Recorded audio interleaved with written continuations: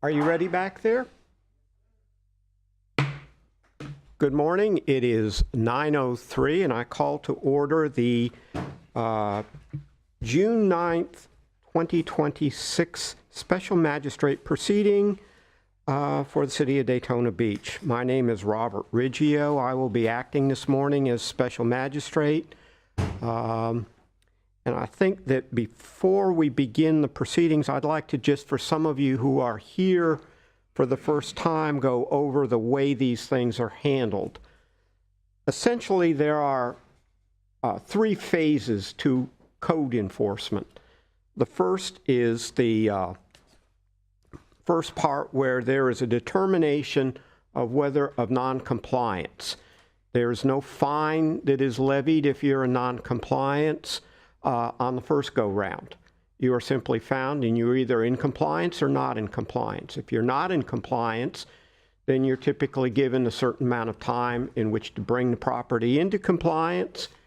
Failing to do so brings you back for a non-compliance proceeding in which a fine can be levied against the property. So we generally hear the non-compliance matters first. The fine matters are second, and the third phase of this are lien reductions. Normally there is a per diem fine, and you would be amazed, even at $10 a day, how quickly $10 a day can add up. Typically fines are more like $100 a day, sometimes $200 a day, and that can become a significant fine against your property. It's levied on the property, which you will discover someday if you ever go to sell it, becomes a lien that has to be paid off instead of that money going into your own pocket. So generally the best way to avoid all of these steps is to bring the property into compliance. And the inspectors out there work very diligently with property owners to try to find ways to resolve these matters and get the property so that they don't get into either fines or liens against the property.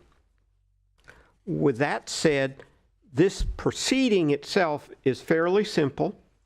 I will call your case in the order on which they are on the agenda.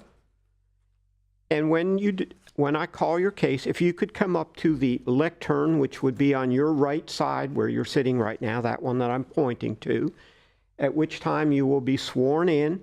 and because all testimony here is under oath.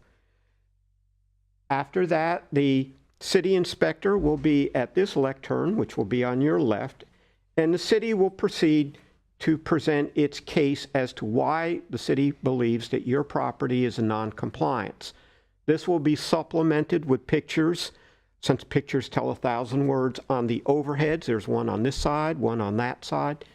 And once everyone is finished with their presentation, you will obviously be given an opportunity to rebut anything the city says. For instance, if they say the grass is too high and it's been mowed, then you can say so.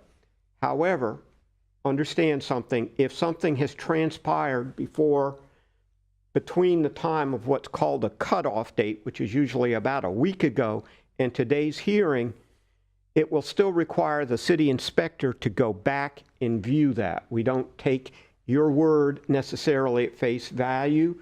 We want to actually be sure that the property has been brought into compliance. And if that occurs, then the city inspector can sign off on the property, case closed. The idea is to close these cases as quickly as possible, bring these properties with their violations, bring them back into the mainstream of properties that are in compliance with city codes. And it's somewhat of a friendly proceeding with a very unfriendly aspect to it if you choose to fight the city inspector or choose not to bring your property into compliance. And my job here is to sort of assess what is said from both sides and try to determine what is the proper determination in each case. And so with that said, let's see. Did I not call this to order? I did. Good. Okay. Do we have any announcements? Yes, sir. We have several. Starting on page 4, case number 11, SMG 06-26-880, San Juan Avenue parcels in compliance, June 8th, 2026. Page number 7, case number 21, SMG 10-25-182, 769 Alabama Street is in compliance, June 5, 2026. That was case 27? That was case 21. 21, I'm sorry. 21. That's why I'm looking at. Same page, case number 23, SMG 01-26-12, 224 North Hollywood Avenue is in compliance as of 6/8/26.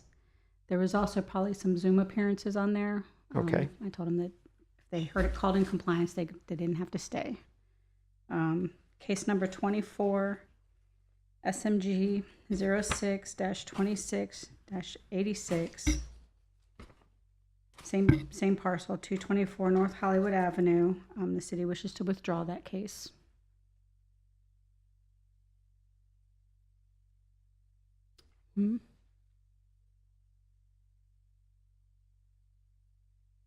For case number 24?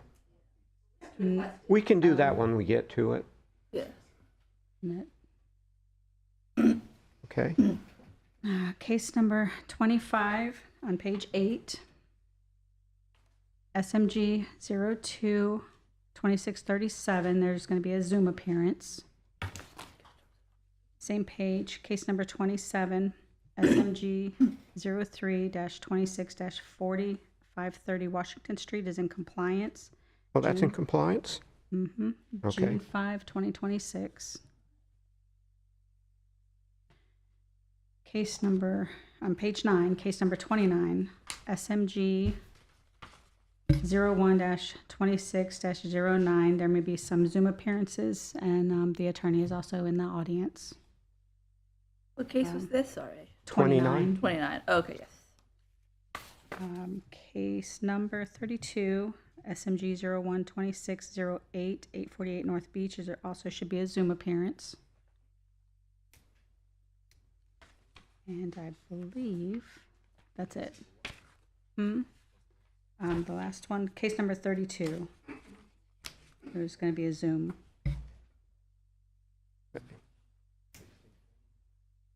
848 North Mason.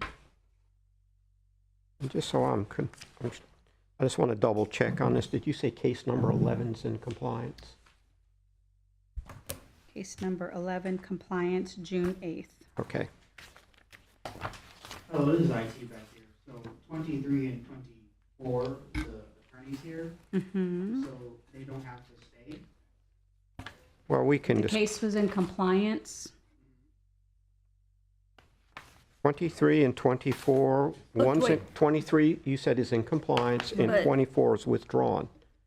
So those, Yeah, but we were gonna ask, Just let them go first. Yeah. Because they want to officially, make a you just notice? need Make an to, you just announcement, I need to approve our request to withdraw. Okay. Do we need to do anything with case number 23? Okay, so just case 24. so yes, if you could have them stay for case number 24. Okay, so, Copy that. Thank you. Oh, I thought we just did it now. Okay. okay, so here's what I'd like to do. I'd like to start with case number 24. And I believe we have one other attorney present. And which case is that? We have two other attorneys. We have 29 Oh, and no, he was talking about case 24. Okay, 24, 17 and 33. 24, 17, 33 and 29. 33, and 29. Yes. Why don't we do those first? But I believe the client for 29 isn't here yet, right? Is that correct? Now hers are on Zoom. 29 just joined via Zoom. Oh, okay. Then yeah, we're ready. Okay, And this verbal tidbit from me is going to be more so for my Zoom participants because they've been coming in at different times. I'm going to put those that are not about to be presented in the waiting room. Do not leave the meeting. You'll be readmitted when your case is called or after the Zoom case. Right? okay. So let's start with case number 24, SMG 062686, Boyd Management LLC, care of Acosta Moore and Schrader PLLC, cited for failure to correct. Oh, We didn't swear any of the inspectors in. let's get them sworn in. You swear or affirm the testimony you're about to provide is the truth, the whole truth, nothing but the truth? Thank you. Okay. All right, so let's go back to the, let's see, our agenda for today. We're doing hearing of cases. Were there any announcements, by the way? Just the ones I just called in compliance. Okay, good. So we'll go to case number 24, SMG 062686, Boyd Management LLC, care of Acosta Moore and Schrader PLLC. Is there we have someone present on Zoom. Good morning, Special Magistrate Bryce Schrader. So are you Board Management. counsel for the respondent in this matter? Yes, I am. I can't hear you. Can you check back Can you there hear on me? your volume? Can you hear me now? Yes. Okay. Yes, Bryce Schrader, attorney for Boyd Management LLC.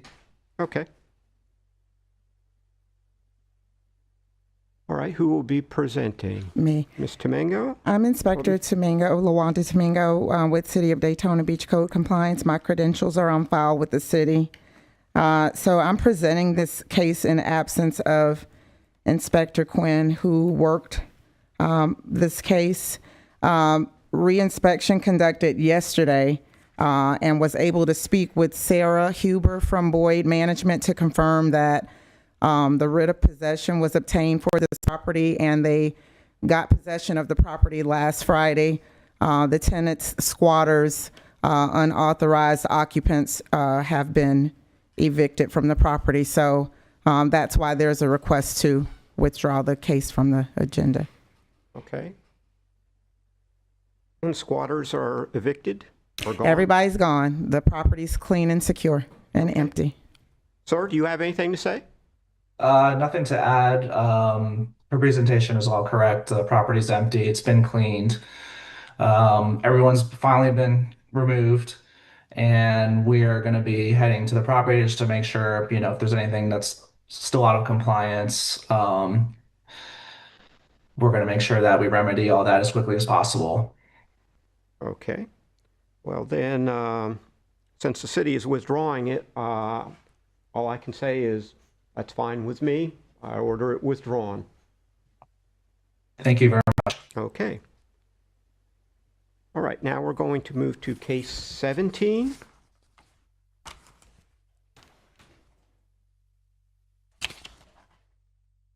Case 17, SMG 08-21-236, Vishnu Limited and MAA Shantashi at 1000 North Atlantic Avenue, cited for failure to correct violations of the Land Development Code. Mr. Yates? All right. They were first noticed May 30th, 2020. Since the last hearing, they continue to make progress and work under permit. They've currently finished the concrete site work in the back, and really all they need to do is finish the site work in the front. So we would like to amend the compliance date to August. To the August Cutoff. AOs. The August cutoff date is August 5th, 2026. And that is the date that your client, if you could state your name. Yeah, please. Alana Smith with Cobb Cole Law Firm, 1 Daytona Boulevard. And yeah, that works for us. The grand opening has been set with Marriott for June 25th. So if all continues to go well, it'll be happening later this month, and we'll keep the city updated if anything changes otherwise. Okay. If anything happens, let them know before August 5th. Yeah, absolutely. Because that, if they get set for another hearing, and if something can be worked out, if it's, not a big deal or what have you, that's something you all and the Mr. Yates and whoever can work out. Yep, will do. Okay, so therefore, case number 17, SMG 08-21-236, respondents being Vishnu Limited and MAA Shantashi for property at 1000 North Atlantic Avenue.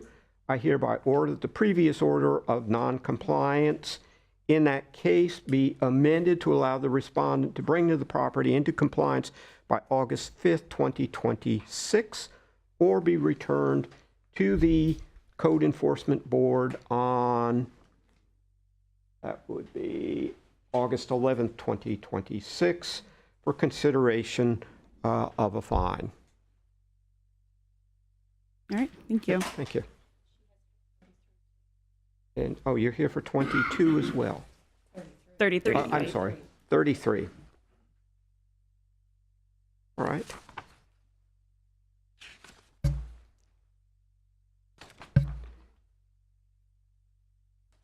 Okay, case number 33, SMG 05-2592, ARIA International Realty, LLC, at 709 Aura Street, parcel number 5304-04-08-0130, cited for failure to correct various violations of the Land Development Code. Okay. And again, Alana Smith with Cobb. Oh, sorry. Did you want Mr. Let Stinson to speak Mr. first? Sorry, I Stinson, cut you off. start off. Morning, John Stinson, Code Inspector with the City. Qualifications are on file. Okay, Mr. Stinson, do you have anything that you wish to say before? Nope, I have been in contact with the attorneys. The property is secure. It's being maintained, and they are moving forward with their plans. They have plans already submitted to the city. So I'd like to amend this to a progress report for July, please.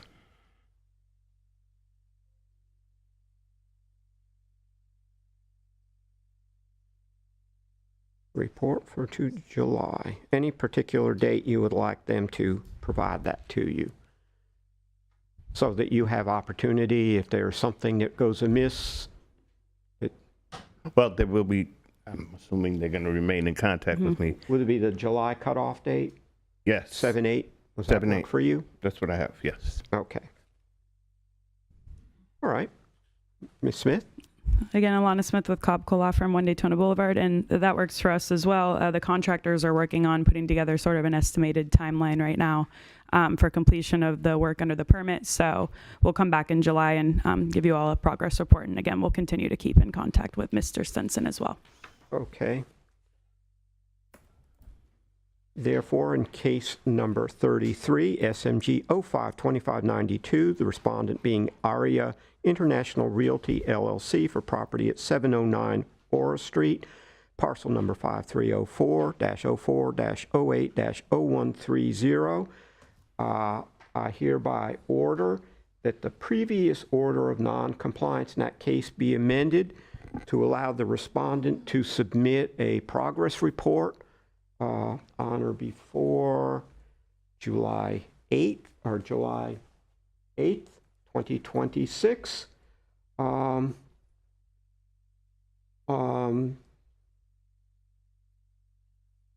Or be returned to the to this proceeding or special magistrate proceeding for consideration of a fine on July 14th, 2026. Thank you. Thank you. Okay.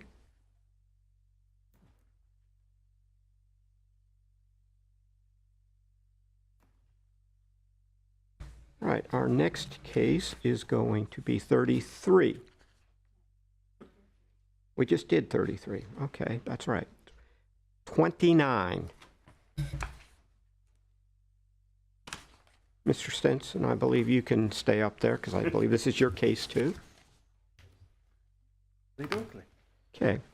Case number 29, SMG 012609, Elephant Group Hotel 7, Inc., at 2401 North Atlantic Avenue, cited for failure to correct violations of the Land Development Code.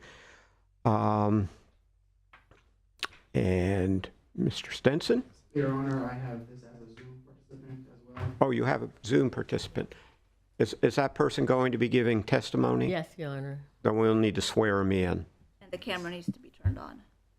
Hello, yes, this is the son. My father having technical issues. I don't want to be delaying anything, but my lawyer should be there. Is I hate to Miss cut you off, but Magda? before you Sir? continue, your camera needs to be turned on and you need to be sworn in. Your attorney Yes, I'm is explaining. here. I'm not okay, but I'm not the person. My father should be on the meeting and trying to help him connect. If you want to go another case while I try to do it, it's fine. But you just tell me, Your Honor, what you want to do. Can we record the case later on? Okay. I'm you. trying to I know. expedite I this for understand. you, and Yeah, but they're in Israel and there's some, All right. situation with the. then we will hear this at a later time. That's fine. That's fine. We'll try to move you up We in need the to agenda get settled, the. and get everything resolved. Yeah, thank you. Okay. Thank you. We're going to move on then back to the new cases. Mr. Stenson, you can stay there. Okay. All yours.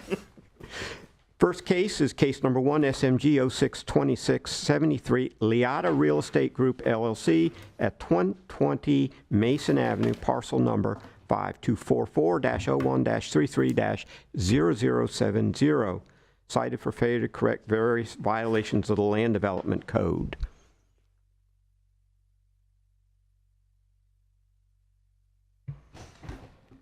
My name is Joseph O'Neill.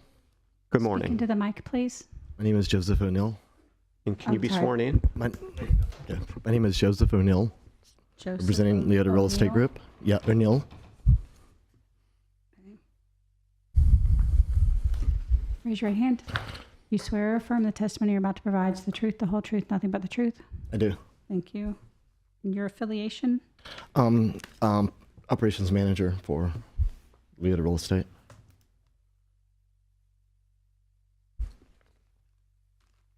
Okay. Mr. Stenson. Good morning. This case is a complaint-driven case. They were cited for outside storage, exterior sanitation, exterior doors, spalling on the building, and damaged gutters. My last visit to the property was yesterday. The property remains in non-compliance. They are in the process of working on the property. However, the gutter issue, the spalling issue, and the exterior door issue still remains. City's asking for an order of non-compliance and compliance by the next cutoff. Sir? Okay. So we have today they're out to do the gutters today. They were scheduled out for the gutters today. We had the door delivery today, and they're just to be installed with secured by tomorrow. And then speaking with my contractor, the concrete work has been completed. Okay. I believe was the spot in. The process, sir, is as follows. Since you don't have everything done as of this hearing, I find you a non-compliant. I will find you a non-compliance. There's no fine or anything. And the inspector, you need to get with the inspector once the work is done, and he can bring your case to a close. Okay. And that resolves everything. Okay. So appreciate your going forward, and it looks like you're very close to being complete. And hopefully you can get complete in fairly short order, and this matter comes to an end. Okay. All right. So do you have anything further you wish to So I say? just reach back out to. Yes, keep in contact Yes. with Mr. Stenson. He's your contact person. I hear hearings, but they're the sort of the boots on the ground. They keep these things moving forward. Something. I've got to find him in noncompliance. Okay, so therefore, in case number 1, SMG 062673, respondent being Liotta Real Estate Group LLC for property at 1020 Mason Avenue, parcel number 5244-01-33-0070. I hereby find that the respondent, the respondent is in noncompliance, and order the respondent to come into compliance by July 8th, 2026, or be returned to a hearing before a special magistrate on July 14th, 2026, for consideration of a fine. And that should do it, and hopefully you get it all resolved, and you don't have to come back here. All right. Thank you. Okay. Next case is number 2, SMG 062674, the 308 Michigan DB Land Trust, property being at 308 Michigan Avenue, parcel number 5338-32-00-0371, cited for failure to correct various violations of the Land Development Code. Sir, if you will state your name and be sworn in. My name is Frank Volker. Volker. VOL. K-E-R. K-E-R. Raise your right hand. Do you swear or affirm the testimony you're about to provide is the truth, the whole truth, nothing but the truth? I do. Thank you. Okay, Mr. Beanie? Sir. Inspector Ron Beanie, code credentials are on file. This case was opened up on November 7th, 2025 as a field-generated case for outside storage, damaged fence, dirt and grime, damaged fascia, drip edge, and soffit. First notice was posted on November 10th, 2025. Compliance was due on December 10th, 2025. Last date of reinspection was on June 8th, 2026, and the result was non-compliance. There has been contact from the owner. Staff recommends a finding of non-compliance with compliance due by next cutoff. Mr. Beanie, what remains in non-compliance? Outside storage. Outside storage. Yes, sir. And Mr. Volker, that's usually pretty easy to remedy. I don't live in the property. The property's rented. My hands are relatively tied as to what I can do. Back in November, when this originally happened, adding to it, I don't live here in town. I flew here. We got the property cleaned up. I told the tenant that if this happens again, that I'm going to evict them. And, well, we're back here in the same situation, and I'm basically in the process now of evicting the tenant. But again, my hands are legally tied as to what I can do. It's not my property. It's not my personal property that is on the that is in noncompliance. So again, I'm in the process of evicting them. I know that finding of noncompliance is not going to change anything as far as fines go. And while this is going through, my OCD kind of feels a little bit different about that. I would like, if we could push this out 30 days to redo this hearing for noncompliance. giving me time to go through the eviction process, get possession of the property, and get it cleaned up. What does the city have to say about I that? just wanted to, I don't know if you were paying attention at the beginning of the hearing. Today, you're not being fined.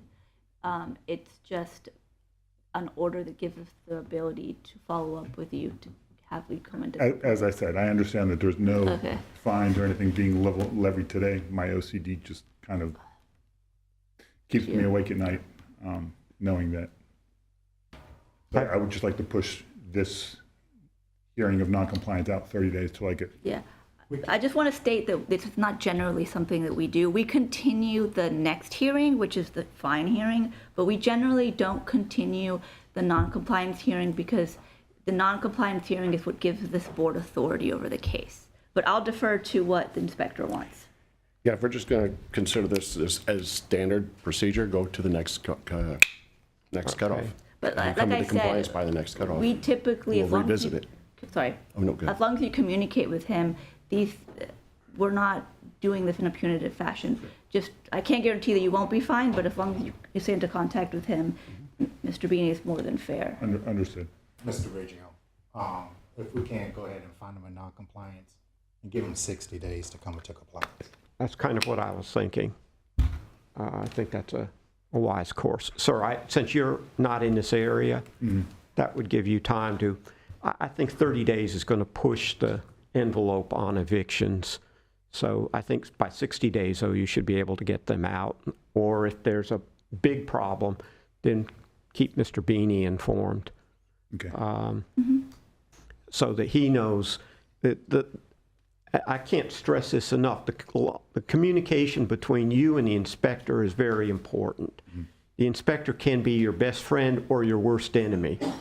And I've usually found that when people don't communicate, inspectors go for the most, the strictest interpretation of things and the least time that's necessary. If they know you're working forward in good faith, they're usually a little bit easier to work with in terms of trying to, if you need a couple extra days or you need something, or, you know, you can sometimes even talk with inspectors since you're out of town and say, I've started the eviction process and I've run into a roadblock, which sometimes happens in these, and he can come before and you might be able to appear by Zoom, or you might not even need to appear. He might say, I will make that representation for you. But that's your call. But that's critical. Good faith is really important in these proceedings and moving forward. So with that said, I'm going to continue, or basically find you in non-compliance, but there's no fine, nothing. And that hopefully will give you, and the 60 days as was recommended, and that hopefully will give you time to get rid of this tenant and get somebody in there and get the property cleaned up and get back into compliance. Okay. And if you do come into compliance before the next hearing, you don't have to, and someone tells you you don't have to come back, you won't need to come back. You can also come back via Zoom. Okay. And let me say one other thing along those lines, and this is for everybody here. If you think you're in compliance, let your inspectors know. Okay, they have lots of cases they're handling. They don't have ESP. And if you don't say you're in compliance, they will never know, and you keep going forward in the process. You want to get out of the process, hopefully. So therefore, I want to get in the process to start with. Case number 2, SMG 062674, respondent being the 308 Michigan DB Land Trust at 308 Michigan Avenue, parcel number 5338-3200-0371. I hereby find the respondent in that case to be in non-compliance and order the respondent to come into compliance by August 5th, 2026. Okay. That's the next cutoff date on the calendar. Well, after the July one. Or be returned to a hearing before the City of Daytona Beach Special Magistrate on August 11th, 2026 for consideration of fine of up to $1,000 per day. That was August 5th? Yes, August 5th. That's not the hearing date, that's No, the right, compliance yeah. date. Right. Mr. Volker? Yes. Can you confirm your affiliation to 308 Michigan? I am the beneficiary. And I can send you a link for Zoom if you need it. Okay, in the that'd be great. future. Okay, Okay, and I'll give him the email. Thank you. perfect. Thank you. Appreciate it.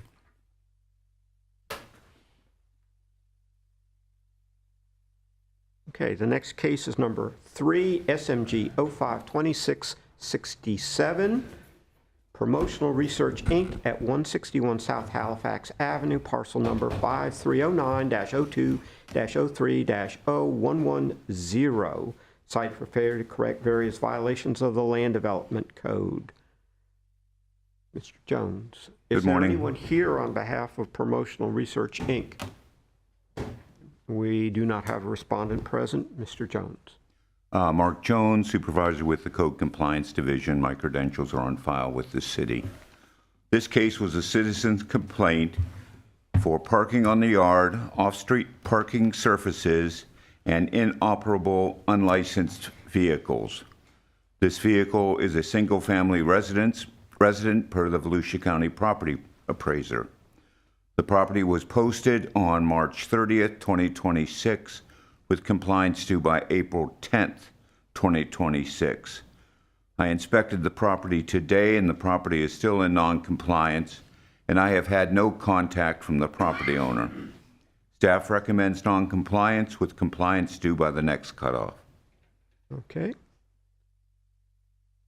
All right.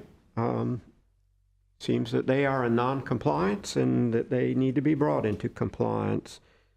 So in case number 3, SMG 052667, respondent being Promotional Research, Inc. for property at 161 South Halifax Avenue, parcel number 5309-02-030110. I hereby find the property to be in non-compliance and order the respondent to come into compliance by July 8th, 2026, or be returned to a hearing before the City of Daytona Beach Special Magistrate for consideration of up to $1,000 per day on July 14th, 2026. Thank you.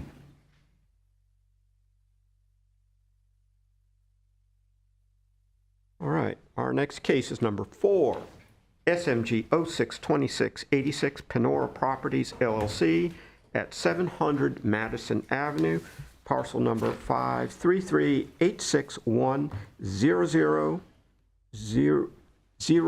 5338610000150, cited for failure to correct violations of the Land Development Code, specifically work without a permit. Okay. Sir, you need to be sworn in. State your name, William Panora, your affiliation. the manager, Panora Properties. You swear or affirm the testimony you're about to provide is the truth, the whole truth, nothing but the truth? I do. Thank you. Okay. Ms. Atani? Inspector Itani, Code Compliance, credentials are on file. This case was opened September 15th, 2025, a field-generated case for work without a permit. First notice was received September 22nd, 2025. Compliance is due September 26th, 2025. Last inspection was June 8th, 2026, and the result was non-compliance. There has been contact with the owner. Staff recommends finding of non-compliance with compliance due by next cutoff. Okay. Sir? I've been trying to pull the permit, dealing with Melissa Phillips. The little issue is that I wanted to add a fence and add a roof to the stairs. That was the working without a permit, and it's just been a very long process. We came to a conclusion that the roof that I wanted to add is not going to happen because of variance, and the fence is becoming an issue as well. Basically, it's taking a lot longer than what I thought. And at this point, I'm just going to focus on the stairs, which was the one that I was working on without permit. As for the other case, I thought that they were connected. The other case is actually in compliance. I can talk to set up a date, with for an inspection. Well, we're just here on this one case right now. sorry. We'll get to that one in a moment. I see you're at the next item Okay, on I'm the sorry. agenda. Yes. But yeah, at this point, I'm just trying to be in more communication with whoever I need to. I think it's Melissa Phillips right now, but it's the permit is taking a lot longer than what I thought. Okay. Have you been in contact with Miss Atani? We have, but not as much as I should be. I'm gonna be honest. You need to be in contact with her to Yes, I let know. her know when you run into these hiccups in the road. Yes, I explained to her yesterday, literally. Okay. Ms. Atani, do you have anything further you wish to add? No. Okay. Well, sir, I'm going to find you a noncompliance. At some point, noncompliance becomes fines. And I see this has been kicking around since September of, no, that's this, how could it be? Oh, it's a typo. Is that 25? So it's been kicking around now for close to a year. And so you need to get on this and find a resolution. There are always resolutions that can be worked out. Sometimes it might cost a little more extra money. I mean, you're talking fences, and I know typically you have to have surveys and things you don't expect. But if your fence is falling down, then that may be a necessary thing to do. I don't know. But I'm saying talk with your inspector. She has the knowledge of your situation. I'm just hearing snippets right now. So I'm going to give you, Ms. Satani, you said July 8th cutoff date? Yes, sir. Okay. So get with her as soon as possible and see what you can work out so that she can give you more time if she thinks you're working forward in good faith. But this has been dragging on for some time now. It needs to be brought to a close. So therefore, on case number 4, SMG 062686, respondent being Panora Properties LLC at 700 Madison Avenue, parcel number 5338610000150. I hereby find the property to be in non-compliance and order the respondent to come into compliance by July 8th, 2026, or be returned to a hearing before the City of Daytona Beach Code Enforcement Board on July 14th, 2026 for consideration of a fine. Okay. All right. Case number 5, SMG 062687, Panora Properties LLC at 700 Madison Avenue, number 2, parcel number 5338610000150, cited for failure to correct violations of the Land Development Code. Okay, sir, you've already, Mr. Panora, you've already been sworn. Yes, sir. Ms. Atani? This case was opened September 15th, 2025, a complaint generated case for inoperable windows and locks, damaged interior surfaces, and a missing electrical box cover. First notice was received October 8th, 2025. Compliance is due November 8th, 2025. Last inspection was June 8th, 2026, and the result was non-compliance. There has been contact with the owner. Staff recommends a finding of non-compliance with compliance due by next cutoff. Okay. Sir, do you have anything to say? Yes, I thought they were connected, which I explained to her yesterday, because it was on the very same day, the working without the permit and the violations. The violations have been taken care of that week, but I was under the assumption that I needed to pull out the permit to close this particular case. I would say you need to really get on these because inoperable windows create a life safety issue because if there's a fire, that's a secondary way of getting out of the building. And so there can be significant fines levied if that's not remedied. So it's in your best interest to try to get at least this one resolved as quickly as possible. Yes, they're fixed. I fixed them that week. I just did not know that they were two separate cases. Okay. Ms. Itani has to go out actually and inspect these. Everybody, we trust but verify. And that's the way it's done. So, okay. So I will find you a non-compliance, and hopefully that one is going to be Xed out and done, so he won't come back. Therefore, in case number 5, SMG 062687, respondent being Panora Properties LLC at property at 700 Madison Avenue, number 2, parcel number 5338610000150. I hereby find the property to be in non-compliance and order the respondent to come into compliance by July 8th, 2026, or be returned to a hearing before the City of Daytona Beach before the City of Daytona Beach Special Magistrate for consideration of a fine. That does it. Thank you. Thank you. Okay, case number 6, SMG 052670, Andrea R. Anderson at Gibson Street, parcel number 5238-1900-0160, cited for failure to correct violations of the Land Development Code. Ms. Anderson? Good morning. Good morning. If you could be sworn in. Pull down your mic and state your name for the record, please. Andrea Anderson. Raise your right hand. Do you swear or affirm the testimony you're about to provide is the truth, the whole truth, nothing but the truth? Yes, I do. Thank you. Mr. Bostwick. Good morning, Inspector Bostwick. Credentials on file.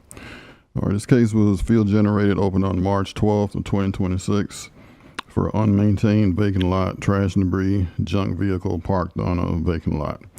First notification was on March 19th of 2026. Property was posted. Compliance was due by March 30th of 2026. Last day of reinspection was June 8th. Result non-compliance. I've been in contact with the owner. Staff is requesting a finding of non-compliance with compliance due at the August cutoff. That's what Ms. Anderson asked for. Okay. All right. Anything further, Ms. Bostwick? No, sir. Ms. Anderson, what do you have to say? Well, I appreciate working with him and talking to him about it. The builder that built a house right next to me pushed all this concrete over there on one area of it, and I had those vehicles there because I had a friend that had a stroke. But I know I have to move that. But getting all that done, I had to pay for it like weekly, so I couldn't just get it all done. So that's why I asked for an extension.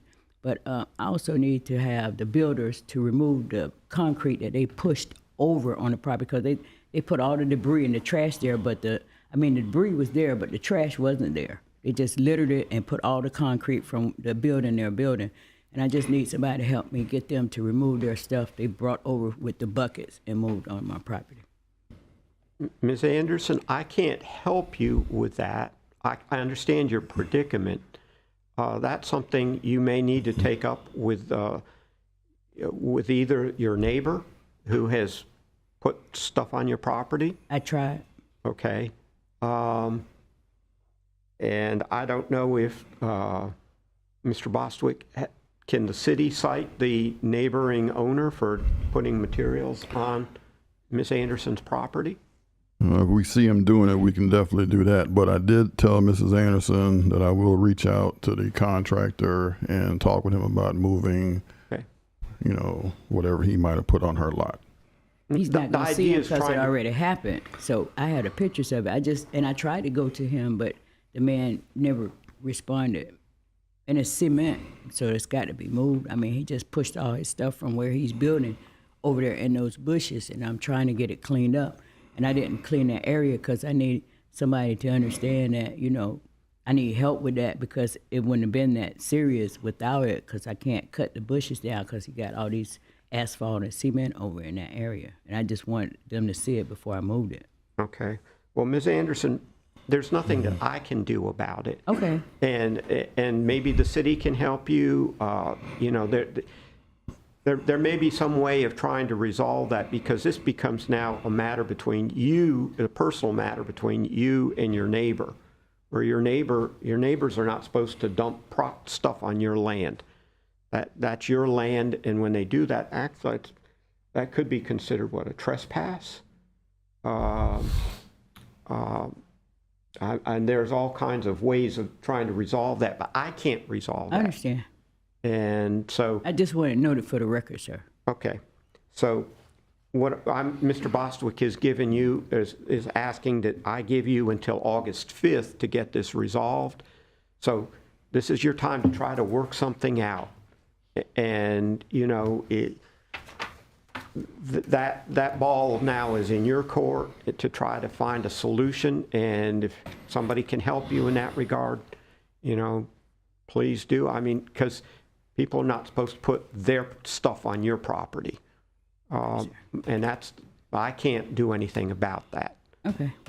So I can give you extra time, which Mr. Thank you. Bostwick is giving you. So that's about all I can do at this. Okay. And hopefully you can get it resolved. All right.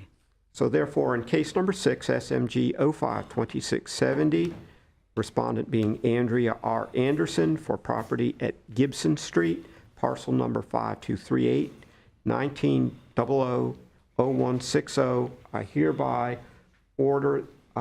find that the property is a non-compliance and order the respondent to come into compliance by August 5th, 2026, or be returned to a hearing before the City of Daytona Beach Code Enforcement Board on August 11th, 2026 for consideration of a fine.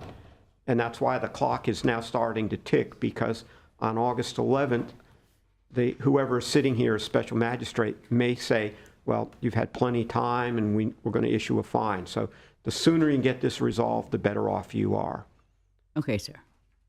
And so you may even want to talk with the police department about that. I don't know. I'm just saying that find a solution and everything works out well for you. Okay, dear. Thank you.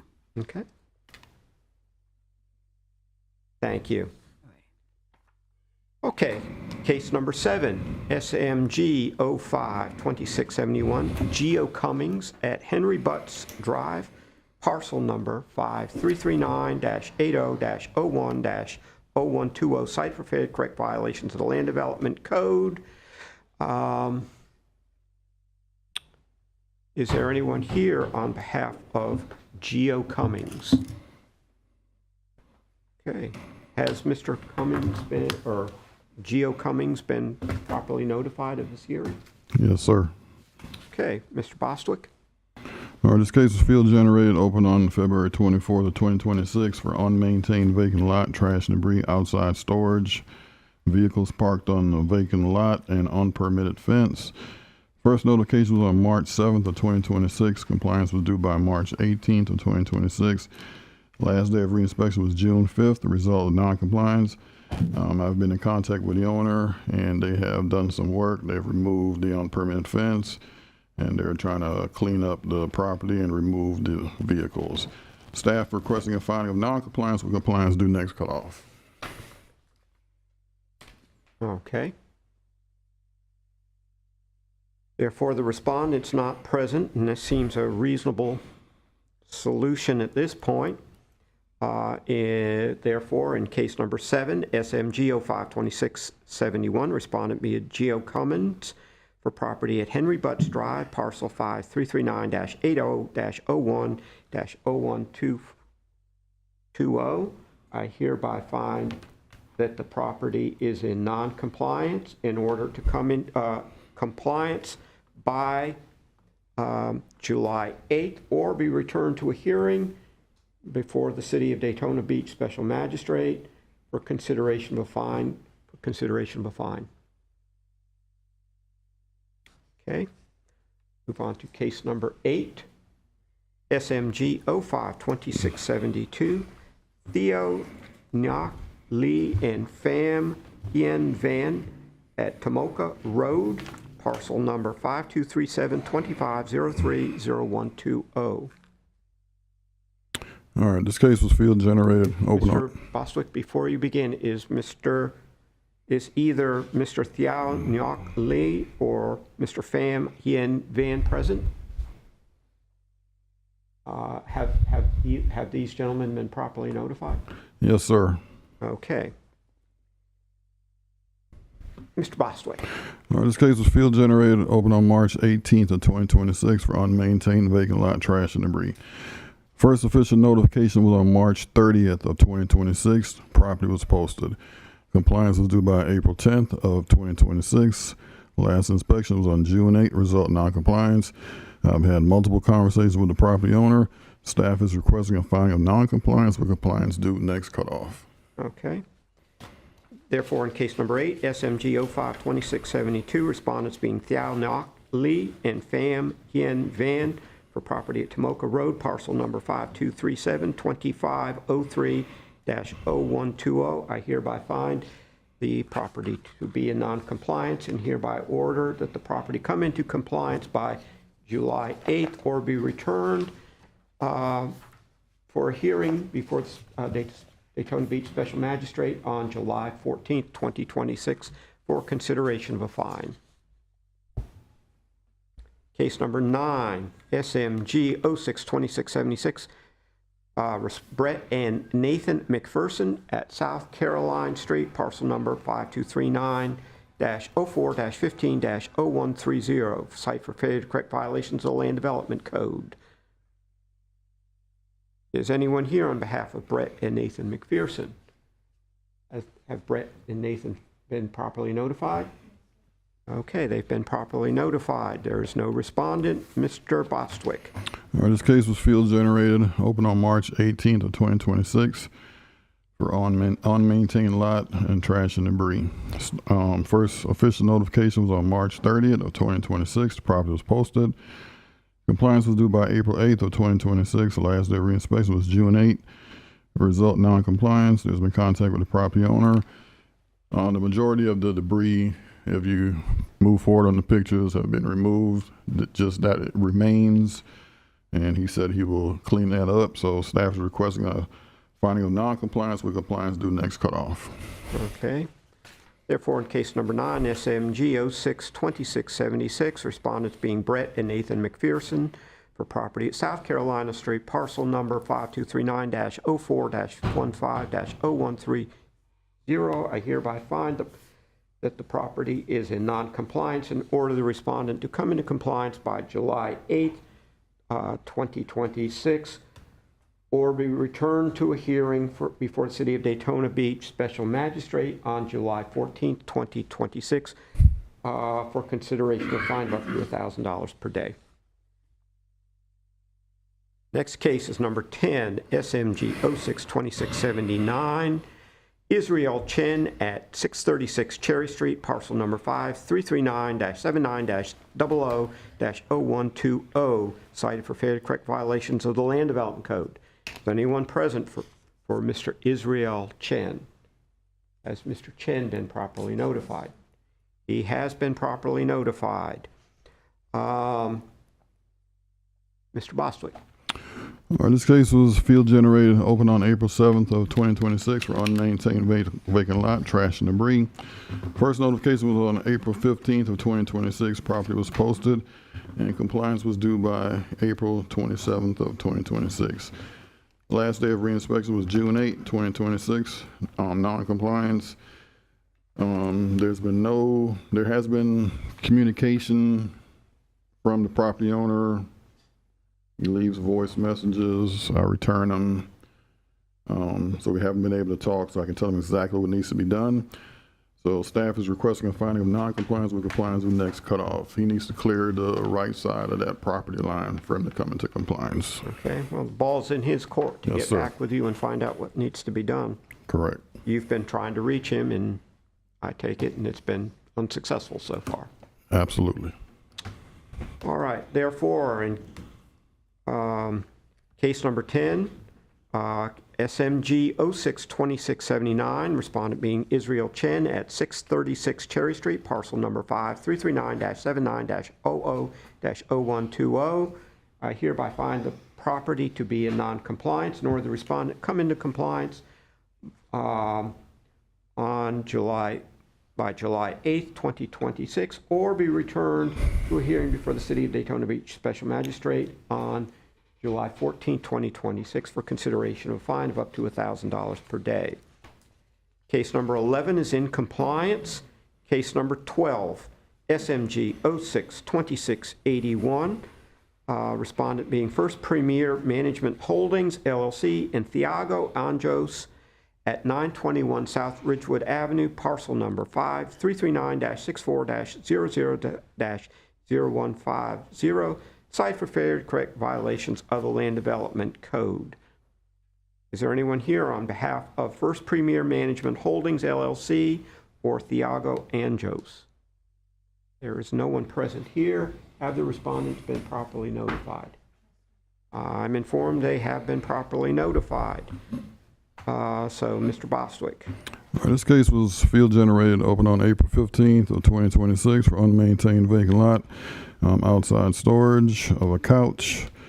First official notification was on April 20th of 2026. Compliance was due by April 30th of 2026. Last day of reinspection was June 8th of 2026. Result was non-compliance. There's been no contact from the property owner. Staff is requesting a finding of non-compliance with compliance due next cutoff. Okay.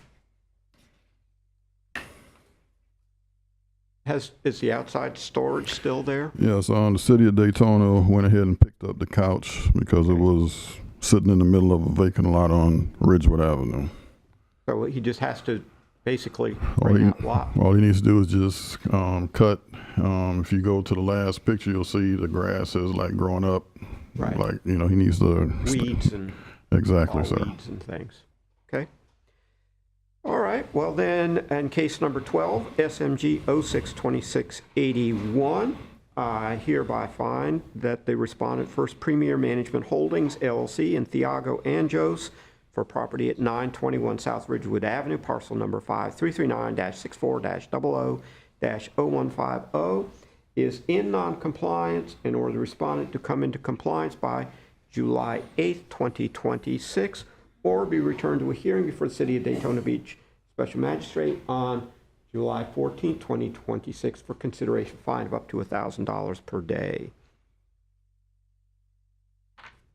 All right. Case number 13, SMG 062682, Home Opportunity Investments, LLC, at 526 Wallace Street, parcel number 5339-37-04-0020, is site for failure to correct violations of the Land Development Code. There's unmaintained vacant lot, trash, and debris, another one of these. That property came into compliance on yesterday. Oh, is that in compliance? Yes. Okay. In compliance as of 6/8. Okay. Case number 14, SMG 062683, NACA LLC at Fulton Street, parcel number 5338-66-00-0060, site for failure to correct violations of the Land Development Code. Is anyone here on behalf of NACA LLC? Has the respondent been properly notified? Yes, sir. Posted. He has been? Mm-hmm. Okay. All right, Mr. Bostwick. All right, this case was field generated, opened on April 21st of 2026 for unmaintained vacant lot, trash, and debris. First notification was on April 21st of 2026. The property was posted. Compliance was due by May 1st of 2026. Last day of reinspection was on June 8, 2026. Result non-compliance. There's been no contact with the property owner. Staff is requesting a finding of non-compliance with compliance due next cutoff. Okay. And those pictures that are shown reflect the condition of the property? Yes, sir. Okay.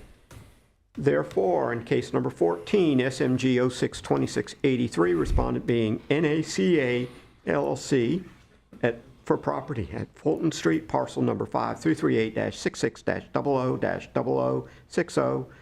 I hereby find that property to be in non-compliance, nor the respondent to come into compliance by July 8, 2026, or be returned to a hearing before the City of Daytona Beach Special Magistrate on July 14, 2026, for consideration of a fine of up to $1,000 per day. Case number 15, SMG 062685, Susie Mae Williams, for property at Fulton Street, parcel number 5338-70-00-0330, site failure to correct violations of the Land Development Code. Anyone here on is Susie Mae Williams, or anyone here present on her behalf? Has the respondent been properly notified? Yes, the property was posted. Okay. Mr. Bostwick. All right, this case was field generated, opened on April 27th of 2026 for unmaintained vacant lot, trash and debris, outside storage. The lot was cut. First official notification was on April 27th of 2026. Property was posted. Compliance was due on May 7th of 2026. Last day of reinspection was June 8th of 2026. Result is non-compliance. There's been no contact with the property owner. They need to remove that outside storage along that fence line and at the rear of the property. Staff is requesting a finding of non-compliance with compliance due next cutoff. Okay. Therefore, pictures say it all. In case number 15, SMG 062685, respondent being Susie Mae Williams for property at Fulton Street, parcel number 5338-70-00-0330. I hereby find the property to be in non-compliance and order the respondent to come into compliance by July 8th, 2026, or be returned to a hearing before the City of Daytona Beach Special Magistrate on July 14th, 2026, for consideration of a fine of up to $1,000 per day. Thank you. Thank you, Mr. Bostwick. All right, we move now to the continued cases. Our first continued case is case number 16, SMG 012618, Discomfort Propco 100 North Ridgewood 0001 LLC at 100 North Ridgewood Avenue, site for failure to correct violations of the Land Development Code. Anyone here on behalf of Discomfort Propco 100 North Ridgewood 0001 LLC? Has respondent been properly notified? Yes, sir. Okay. Mr. Reckenzone. This property was first notified on 7/14/2025. Since the last hearing, there has been contact. The demo permit has been applied for but not approved by the city yet. The city is requesting to amend to compliance date into the next cutoff. Okay. This property has already been found in non-compliance. Correct. Okay, so we're doing an amended order of non-compliance. Okay. My stuff here. Okay, in case number 16, SMG 012618, respondent being Discomfort Propco 100 North and property being at 100 North Ridgewood 0001 LLC, property being at 100 North Ridgewood Avenue.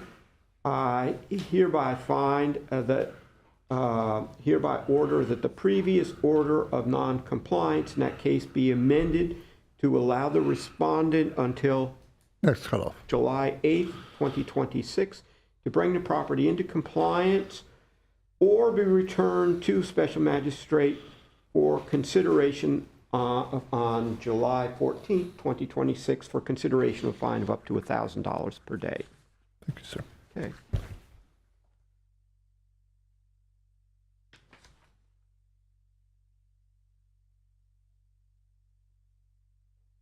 All right, our next case is number 17, SMG 0821. Go to 18. Excuse me? Oh, I'm sorry. 18. We've already done 17. Case number 18, SMG 042650, Pelican Bay Sports Club LLC at 110 Gazuk Drive, site for failure to correct various violations of the Land Development Code. Is there anyone here on behalf of Pelican Bay Sports Club LLC? There is no respondent present. Have they been properly notified? Yes, sir. Okay, the respondent's been properly notified. Ms. Tomango? Yes. Are you here for Mr. Wexel? Yes, I'm going to present the case in absence of Inspector Wexelberg. Okay, since the last hearing, I did receive contact from a representative from the property just yesterday regarding the remaining violations at the property, and I did reinspect. There are still some items that need to be addressed, and the property remains in non-compliance, and we're requesting a fine of $200 a day to a cap of $20,000 for this property. Okay.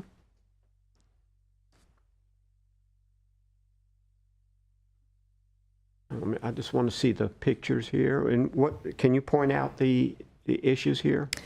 According to Inspector Wexelberg's case, there was exterior property maintenance, dirt and grime, dirty structures, peeling faded paint, exterior debris, insufficient lighting, missing exterior lights. There were some barrels that were noted in my reinspection yesterday that were removed. There's still the matter of the fixtures on the light posts that are there that haven't been addressed. In addition to just putting on record that this particular property has had several cases through code compliance for recurring issues of maintenance of this particular tennis court. And so we're requesting a fine of $200 a day with a cap of $20,000 for the property. Is this property in Pelican Bay subdivision? Yes, sir. Okay. All right. Well, then I hereby find that in case number 18, SMG 042650, respondent being Pelican Bay Sports Club, LLC, for property at 110 Gossip Drive, that the respondent who was previously found in noncompliance remains in noncompliance and therefore order a fine in the amount of $200 per day to commence on today's date, June 9th, 2026, and to continue each day thereafter till the fine has reached the maximum amount of $20,000 or the property is brought into compliance. Thank you. All right. Case number 19, SMG 052665, Mohammed Al-Rabi who's for property at 208 Jefferson Street, parcel number 5338-A2-00-0200, is cited for failure to correct violations of the Land Development Code.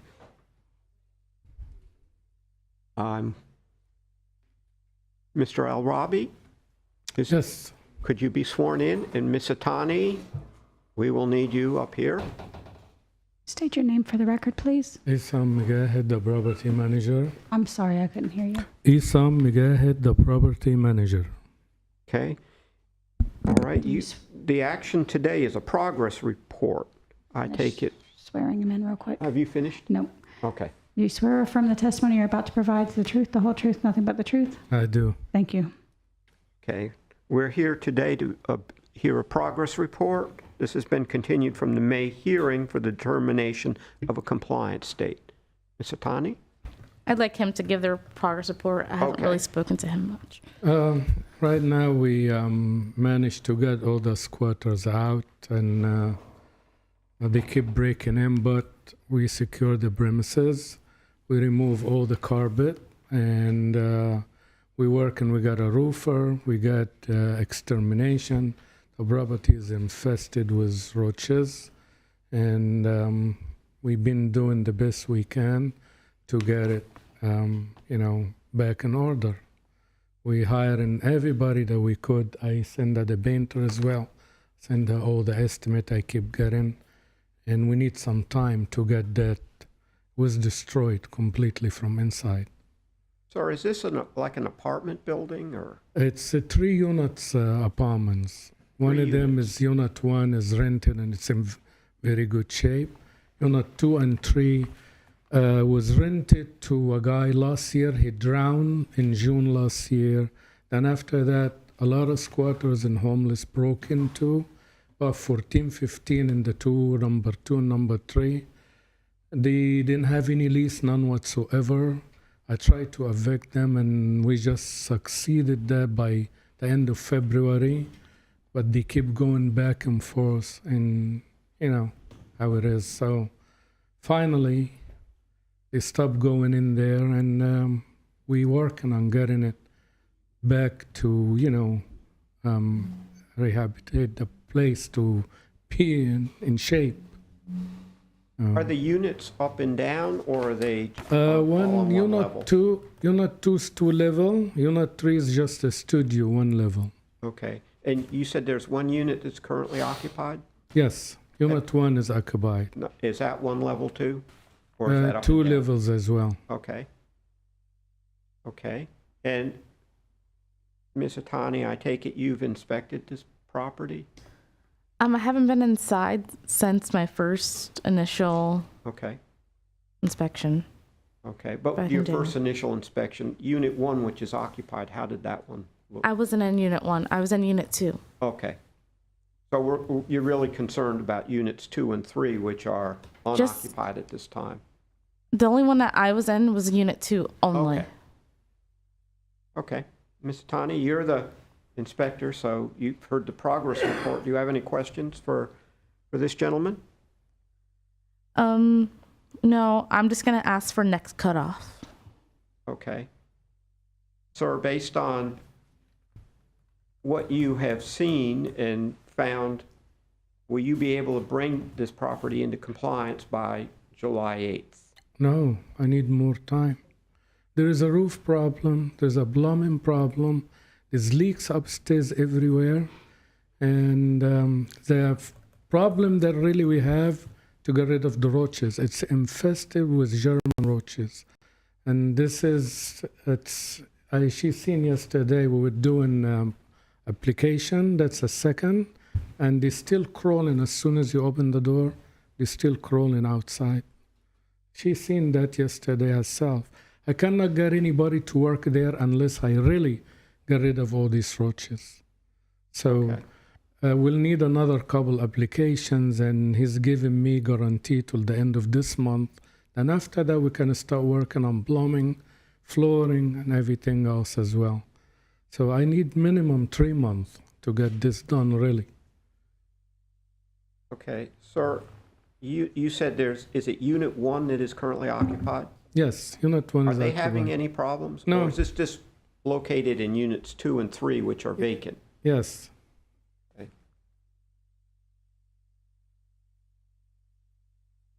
All right. And what do you foresee as obviously first the roaches, but there may be other issues, I take it? I see a whole list of things here. There's a lot of issues in flooring with a lot of carpet. The carpet was beyond, beyond to have it on the floor. So I'm talking about 15 people were living there, abusing the property in every which way you can imagine. Okay. I see things like damaged light fixtures. Would that require permitting? Since I take it these are going to be probably rental property? Yes, it will be rental property, and then we will get it in order. I cannot rent it unless it's all complete in every which way. Well, I'm trying to look at it from the time that it takes. For instance, if you have to get permits for things and then have them inspected and things of that nature, I don't know for what you're doing, like fumigation or whatever, for the roaches that requires. Does that require any kind of permit? No. No, but some of this other stuff, the damaged plumbing, damaged doors, and the other things, light fixtures, I assume that those would require some type of inspection by the city, which would mean you'd have to apply for permits, have people come out and take a look at these things to make sure that they've been correctly.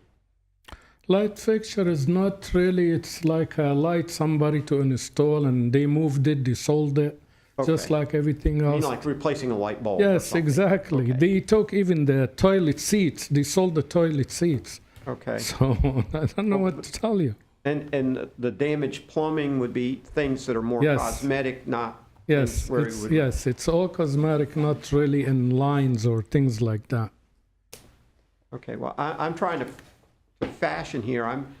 I understand that what you're up against, but I also understand the city's interest in trying to move this forward as well. Yes. I will keep Inspector Brianna always in touch. I have her email. I send her some of the contracts and the estimates I'm getting. As the progress go along, I will contact her and let her come and see what we're doing every time. Okay. So I see this property, your first notification was in January of this year, late January of this year. Was that based on some complaints or was that based on? It was a complaint, but after speaking to him, he told me that it was squatters, but I don't know anything about that.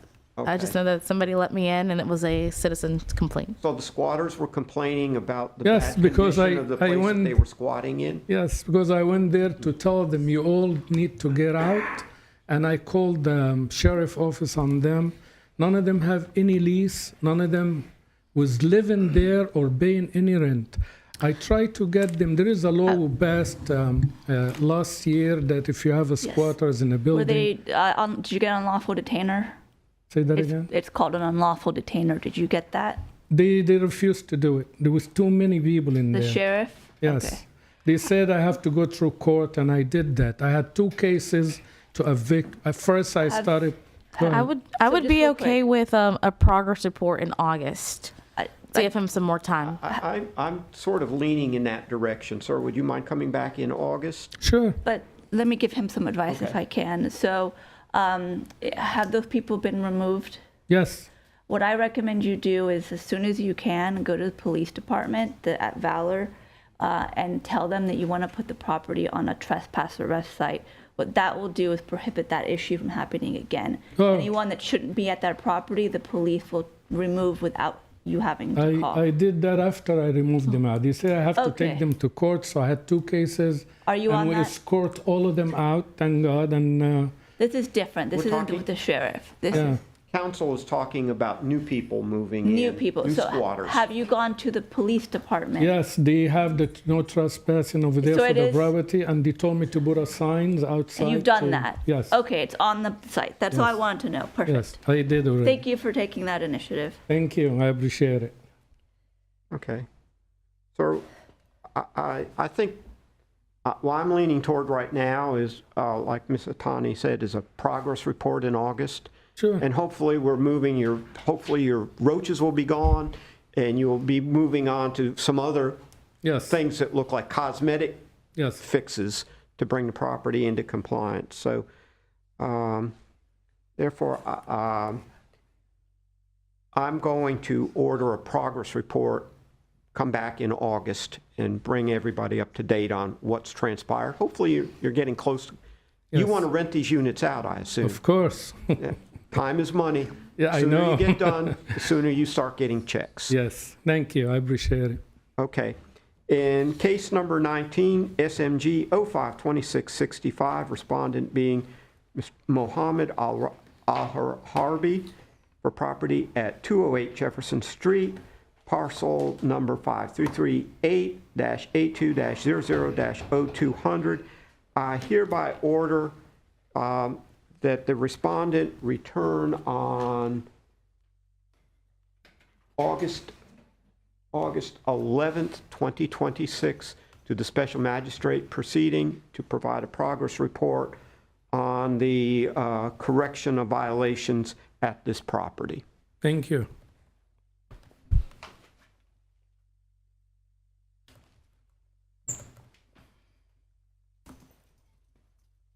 Okay, case number 20, SMG 052666, NDR Pahokee LLC at 1503 South Atlantic Avenue, parcel number 5316-01-00-0022. Is anyone here on behalf of NDR Pahokee LLC?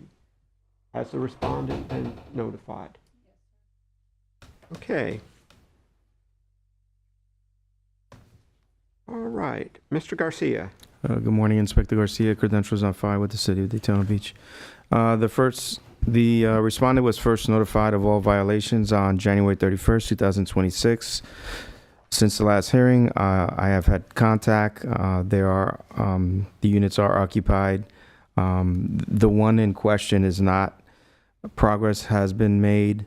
All violations have been corrected except for getting the permit finalized for these steps that were built. It seems like there was an issue with a couple of things that needed to be adjusted, and now they're requesting a drawing, and it has to be from a licensed contractor. So that's the holdup. Okay. So city's requesting to amend to the next cutoff to allow that time to do that and get the final. Okay, that seems reasonable. Therefore, case number 20, SMG 0526-66, respondent being NDR Pahokee LLC at 1503 South Atlantic Avenue, parcel number 5316-01-00-0022. I hereby order that the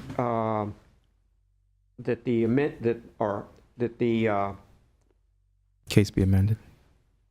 The previous order of non-compliance in this case be amended to allow the respondent to bring the property into compliance by July 8th, 2026, or be returned to the code enforcement, or to return to the special magistrate for consideration of a fine on July 14th, 2026 of up to $1,000 per day.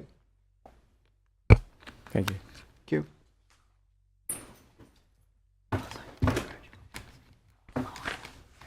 Case number 21 is in compliance.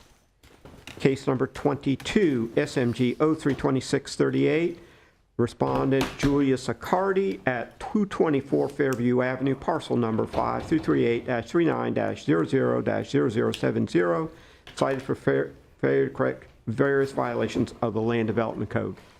Anyone here on behalf of Julius Accardi? Has Mr. Accardi been properly notified of today's hearing? Okay. Mr. Beanie. Sir. Inspector Ron Beanie, credentials are on file. The respondent was first notified on July 2nd, 2025. Since the last hearing, I've had some contact with the owner. There has been minimal progress to the property. The staff is recommending a fine of $100 a day at a cap of $15,000. How much a day? $15,000, sir. $1,000 a day? Oh, $100 a day at a $100. cap of $15,000. Okay. To start today? Yes, sir. Okay.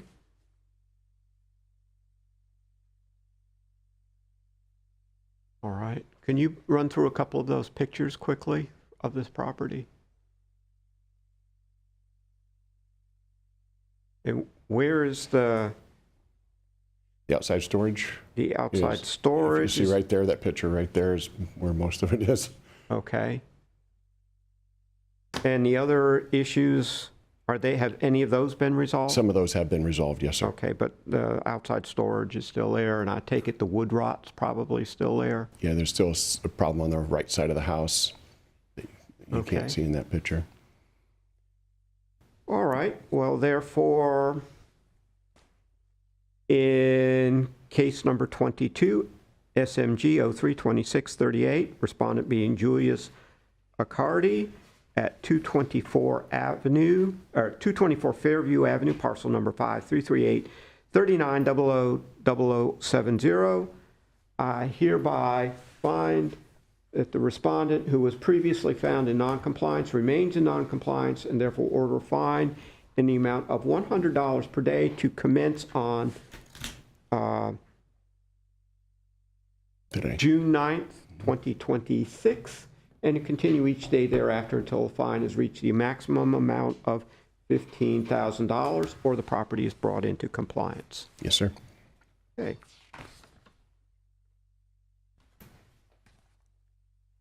All right. Case number 23 is in compliance. Case number 24 has been withdrawn. We move to case number 25. SMG, this is a Zoom case.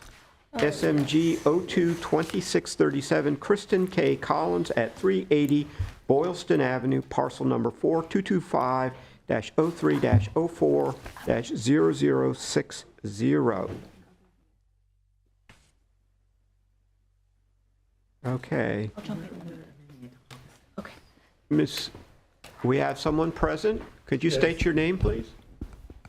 Yes, I'm Lance Lee. Raise your right hand. Do you swear or affirm the testimony you're about to provide is the truth, the whole truth, nothing but the truth? Yes. Thank you. How is it that you come to represent Kristen K. Collins? I'm her husband. I've been the main point of contact with the contractors and everybody. Okay. Yeah. All right. We are here today to consider whether a fine should be imposed. Ms. Tomengo? Yes, I'm presenting the case in absence of Inspector Quinn today. So since the last hearing, there has been contact made. I did see some notes in the permit record that stated the owner met with the building inspector out at the property on June 3rd to kind of go over what's the matter of the corrections for the permits that are needed. So we're requesting to amend to the August cutoff to allow them time to finalize those plans and follow through with what the building department is requiring. Okay. Sir, what was the work that was done that apparently exceeded the permit? There was a deck outside in the back. Permits weren't pulled, and then windows and doors. I think maybe one was submitted as one front door being replaced and like the wrong number of windows.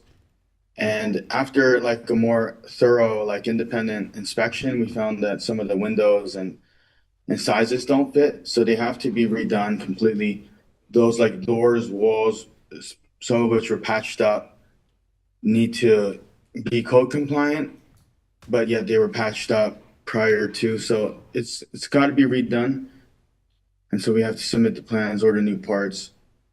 Okay. To be. So you're in the process of doing that now to get permits and you probably have to do some renovation permits. Right. We hired a new engineer, new contractor, and we have to go through this whole process again. Okay. And what is the city's? Recommending amending to the August cutoff date. Okay. So the city is requesting that instead of levying a fine today, that we give you, that you be given until August 5th. And then probably at that point, appear again. And I suspect, given what you've described, you still will not be in completion, but hopefully you will have completed enough to show good faith that you're moving forward on what you said. Yes, we're definitely moving forward, but I'm asking if at all possible, maybe beyond, maybe even 90 days, because the engineers themselves asking for 30 days before we can get the plans. And then the materials could take up to eight weeks. So I just want to have a chance we might be even complete by then. I think the city would like to keep it at 2 months. And you can just report what you've done, and if you show good faith that things are moving along, then they'll probably give you some more time, and hopefully you'll get this thing done, and no fines will be levied, and you will be able to complete this project focusing only on remedying the problem instead of ending up with fines that you would have to pay and things of that nature. So it works to your benefit to work with them.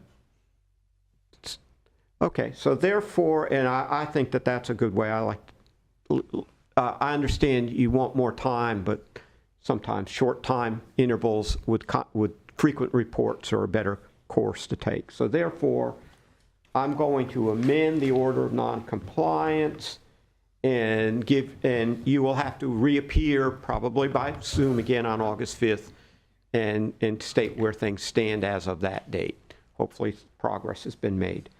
So therefore, in case number 5, SMG 022637, Kristen K. Collins being respondent at property at 380 Boylston Avenue, parcel number 4225-03-04-0060. I hereby order the previous order of noncompliance in that case be amended to allow the respondent to August 5th, 2026 to bring the property into compliance or be returned to the Code Enforcement Board on August 11th, 2026 or not the Code Enforcement Board, but the Special Magistrate for consideration of a fine of up to $1,000 per day. So you're getting some extra time, and if it looks like things are moving along smoothly, then probably you'll be given extra time after that. Okay. Thank you. Case number 26, SMG 032641, Jackie Marie Spencer at 533 Fulton Street, site for failure to correct violations of the Land Development Code. Sir, if you could be sworn in. State your name for the record, please. Jackie Marie Spencer. You swear or affirm the testimony you're about to provide is the truth, the whole truth, nothing but the truth. I do. Thank you. Okay. Mr. Mango? Okay, since the last hearing, I have received contact from the owner. The building itself has been repaired. There's just a matter of correction to the permit that was pulled for after the fact windows and one door that was installed. The original permit, when the building inspector went out for the final, the building inspector indicated that the permit would need to be resubmitted again because the count of the windows was wrong on that original permit. So since that time, Mr. Spencer did have a contractor obtain another permit yesterday. And so we're just waiting for the final inspection to be scheduled for the 4 windows in the door at the property. So requesting to amend to next cutoff for this property. Okay. Mr. Spencer, does that work for you? It does. I appreciate it. Okay. Therefore, in case number 26, SMG 032641, respondent being Jackie Maurice Spencer for property at 533 Fulton Street, I hereby order that the previous order of non-compliance in that case be amended to allow the respondent to bring the property into compliance by July 8th, 2026, or be returned to the be returned to the special magistrate on July 14th, 2026 for consideration of a fine of up to $1,000 per day. So, sir, hopefully on July 8th you come forward and have things resolved, and this case will be closed. Yes. If not, you could ask for an additional month at that point. If, for instance, something gets messed up in there are things outside of your control once you make a request to alter a permit. And sometimes the paperwork takes a while, but it sounds like you're making progress. Okay, Yes. thank you. Thank you.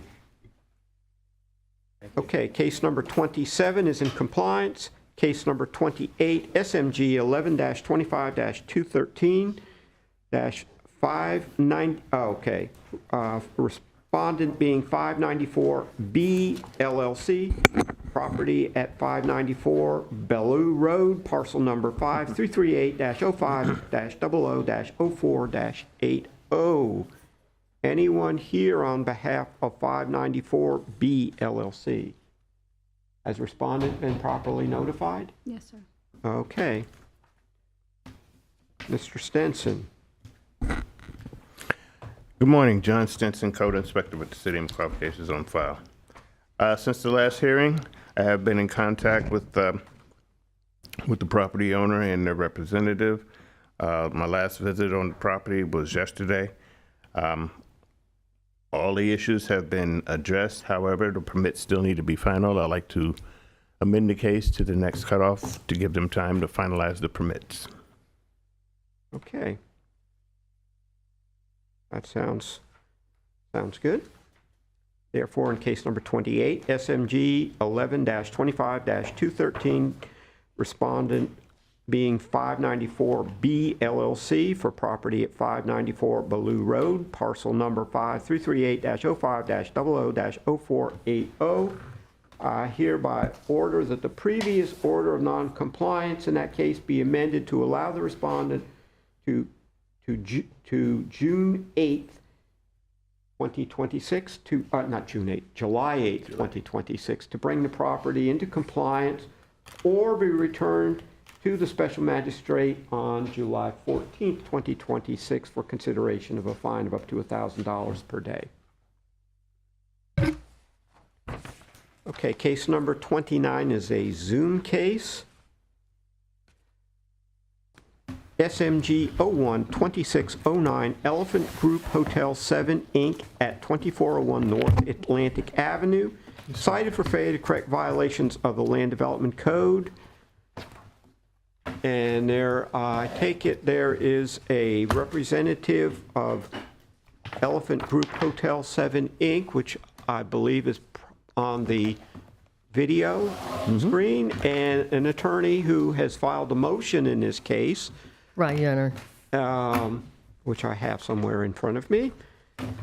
And let's take it from there. I need your client to be sworn in, since I expect he will be giving testimony. He would be, yes. State your name for the record, please.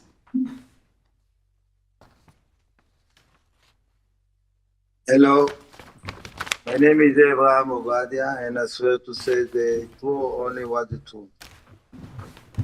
You're the owner? Sorry if my English is not so good. I am now outside from the city. I am in Jerusalem. Raise your right hand. Do you swear or affirm the testimony you're about to provide is the truth, the whole truth, nothing but the truth? Yes, only that truth. Thank you.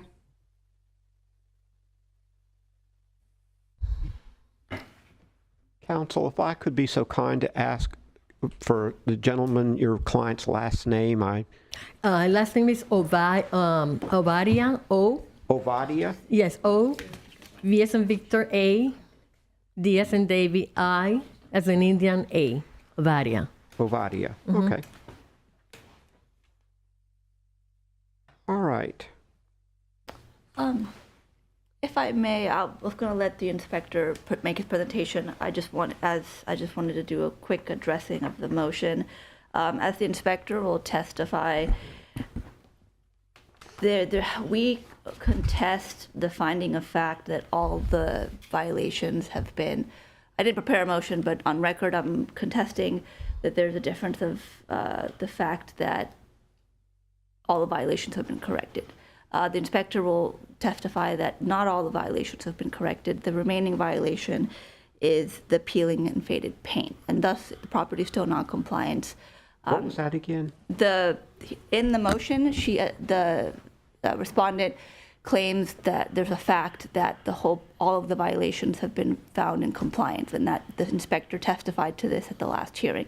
We are contesting that fact and argue that, as the inspector will testify, the peeling paint violation has not been corrected, and just the peeling paint, nothing else.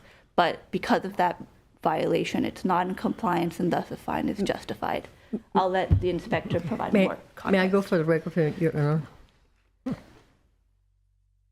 We'll defer to Sure. Why don't you go first? You filed this motion. I filed the motion, yes. I filed the motion. I'm asking the magistrate to request just to find this property in compliance, not impose any fine, and then to close and dismiss this case. And I would like to bring to the attention to the magistrate who have been here before in this matter.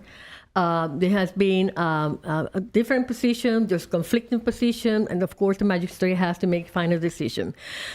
This matter came to be before the magistrate on February of this year, and there was at that time a position that the property was not in compliance.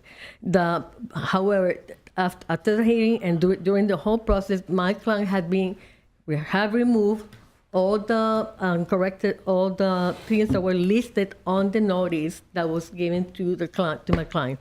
He removed the junk and debris that was there. He fixed the electrical fixture that were noticed on the notice of violation. And then during the hearing on March 2026, the magistrate inquired specifically to the inspector if there were still pending issues at that time. And then the inspector said at that time there was only 2 issues. There were peeling a painting, and there was also some window broken. At that time, those things were had corrected. Then on May 12th of this year, I requested the inspector to do a final inspection on the property.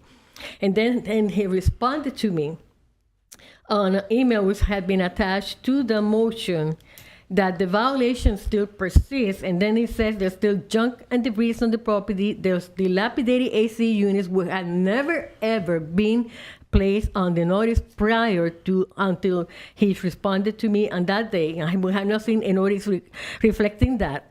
And then they're saying that the actual gates need to be installed. That was neither on the notice of that was provided to the my client. And then he said there will still remain broken windows and dilapidated. There were dilapidated windows outdoors, but they're just secure. And that peeling paint still remained throughout the property. This is a vacant property. There's been vandalism in this property. There's been people who have been going there and then damaging the property. My client took the time just to ask and apply for the Daytona no trespass arrest program, and they were accepted because of the situation of the location where the property is. My client has taken and has spent close to $20,000 on the vandalism that has taken place in this property, and he has been constantly in compliance with what has been requested from the city. They have had the best, they have made the best effort and have good faith just to be in compliance, and they have taken steps toward compliance and have corrected the violations that were addressed on that notice. So my client will testify also as to what you just said, and they also had, in addition to the photo that we have submitted previously to this body, they also have photos again to show to the magistrate that are in full compliance. So we're requesting the magistrate to find them that are in compliance, not impose any fine, and to dismiss this case. Okay. Just a real quick response. I'd like to just, I seem we're going afield from everything. I promise the mine will city be has quick. stated, if I'm correct in this, that the only thing that you are stating is currently not been totally repaired to satisfaction are peeling paint. Yes, just real quick for the record. And so all these other issues, They're not relevant. are So- sort of irrelevant. Just for the record, we contest fact 6 and fact 9. Fact 6 is a misrepresentation of fact, and fact 9 is facts not in evidence. The only thing that really matters today is the fact that the inspector will testify the peeling paint has not been corrected. Thus, fact 9 is not proven. I'll let you speak. Okay, well, you mean in the motion? Yeah, so we're contesting paragraph 6 and paragraph 9. Well, just for clarification, are we taking the testimony of the inspector right now, or my client? Which one of the two? The inspector. So we can Why don't we this lead clear. off with Mr. Okay. Stenson? Okay. Good morning. Inspector Stinson, my qualifications are on file.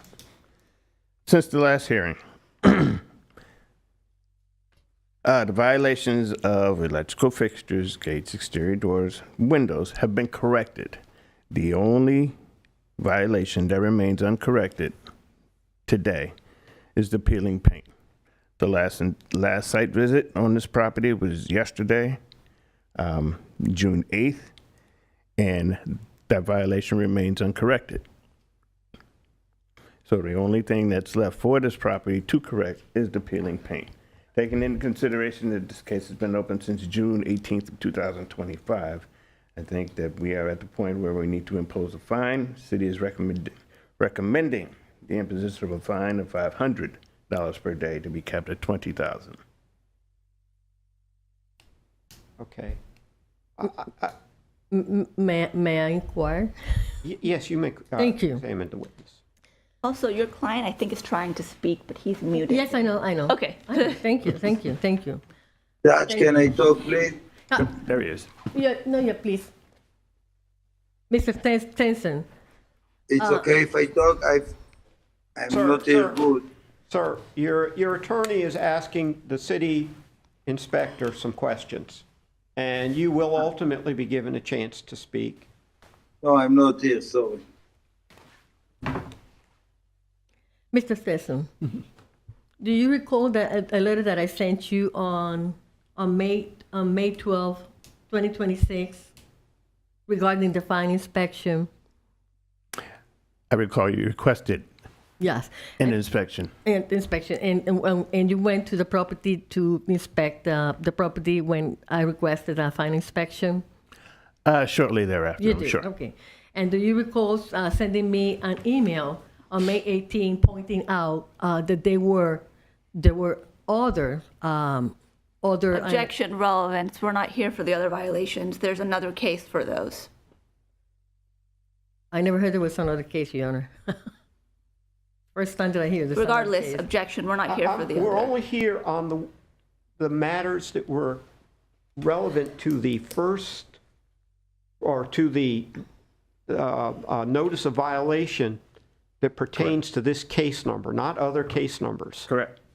Yeah, but I want for the record to reflect, even though there's an objection, I want for the record to reflect, that there was, I know there's an objection, but I want the record to reflect there was an answer from the inspector, and he was pointing out what counsel is mentioning about another case. Irrelevant other violations. In response to the letter for the fine inspection.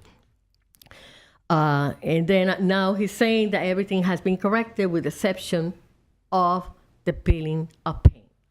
A position, and my client's going to testify for that, and he's going to have additional photos to show to this court today that that is not the case, Your Honor. Well, let me ask this question. Is there another notice of violation floating around out there for this property? I can't speak to that. I'll let the inspector.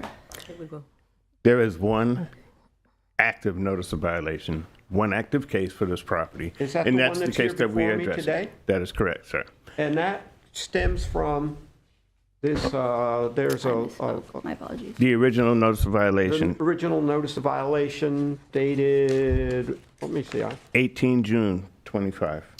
My apologies. I misspoke. My point was that those other violations are separate from this case. Correct. 18 June. So this document, which is attached to your motion, that's dated, it says at the bottom, Monday, May 18. I'm trying to figure out the date of this. This is probably, it includes a bunch of violations originally notified June 18th, 2025. Correct. This case. Yes, Okay. that is this case. That is this case. And Correct. only this case. Those were the only violations we can discuss today. Correct. Okay. And really comes down to, from my standpoint, I'm hearing this case, these violations, and my understanding is, from your testimony, is that there is still a peeling, faded exterior paint problem. Yes, sir. I don't know why we're here. Just fix the problem. I mean... That is the only issue that's remaining here, sir. Peeling paint. Period. What are you requesting? I'm requesting $500 per day to be capped at $20,000. Okay. I'm here to try to find compliance. Mm-hmm. And I know fines don't necessarily lead to compliance. Is your client prepared to fix the problem? My client's ready to testify. He's requesting to see whether he can share the photos that he has on his phone so the court can see the property as of today, since there was an inspection yesterday. I don't think there should be any objection when there was an inspection yesterday. We don't have any photo from yesterday, but at least my client has the photos on his phone, and I'm requesting this magistrate to allow him to share his screen so you can see. We would object to authentication, but defer to your decision. I will look at them. Mr. Stenson, you've been at the property, Yes, sir. and you are probably, I have no idea of these photos. You might recognize something that, Xavier, Joe, can you please put up those pictures from the property, please? Is it possible to remove the bottom screen so we can see it bigger? The empty 20? June 8th, yesterday. Our client has also photos, Your Honor. Are they timestamped and authenticated? Yeah, there are times. I don't see. Let me see. However, these are the photographs that were taken from the property yesterday. If he zooms in, you can clearly see the peeling paint on just about every picture. You know, this property is vacant. It's not in operation. Active Are your operation photos is just different than these vacant. photos? Are your photos? are those photos that were taken June 8th? Yeah. Yesterday, sir. Yesterday.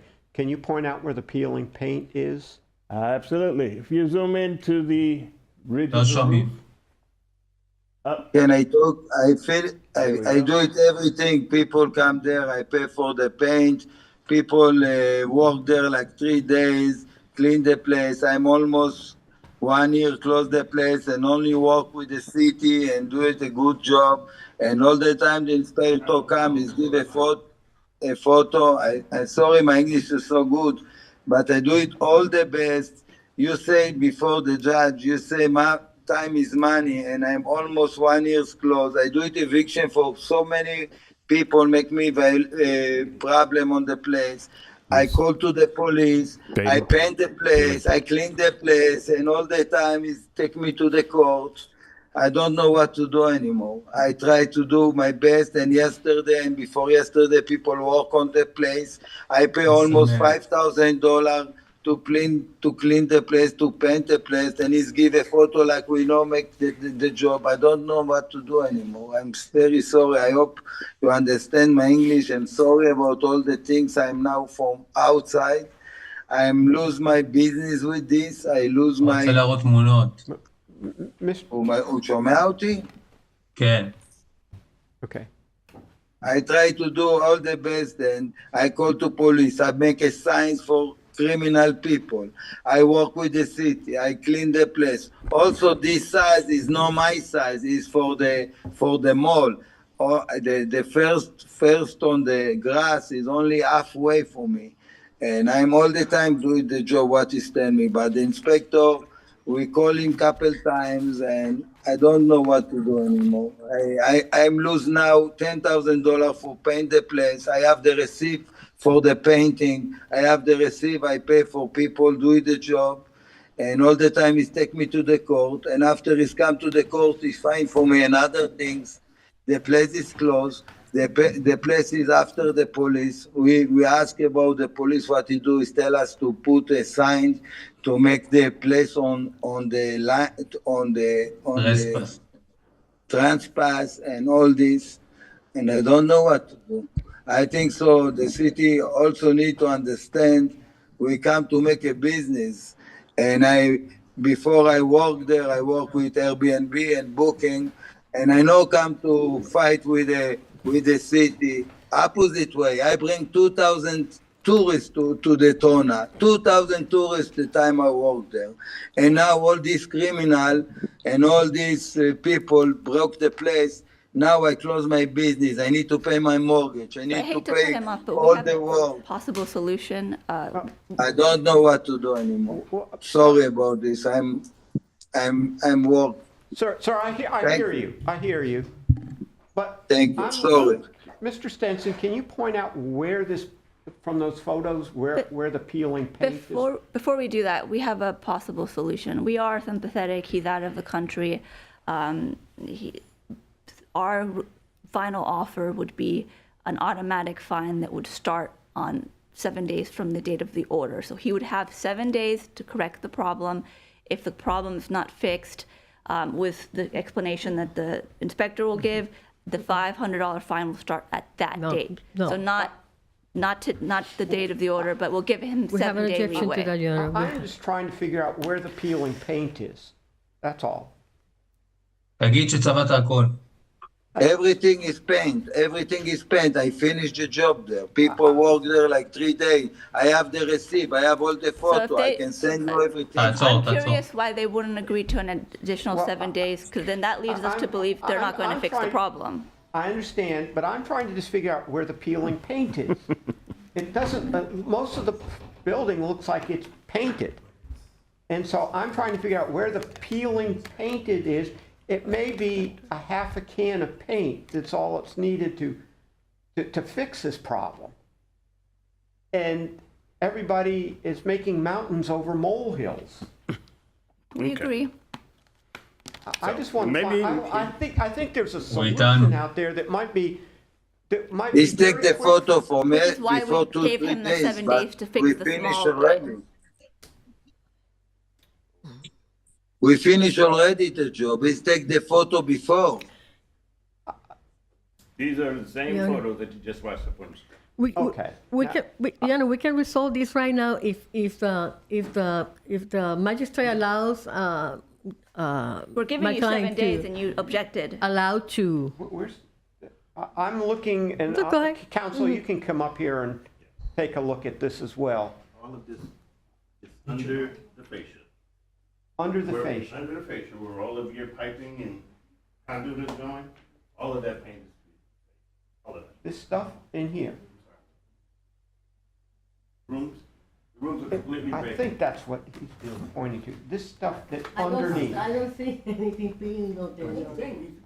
That's why I we don't need to see. show I don't know them. if you see, but I don't see. Oh, no. Show them everything. More? I mean, the entire building. The front. We have a type building. Okay. תגיד, התמונות לא מעודכנות, יש לי חדש פה.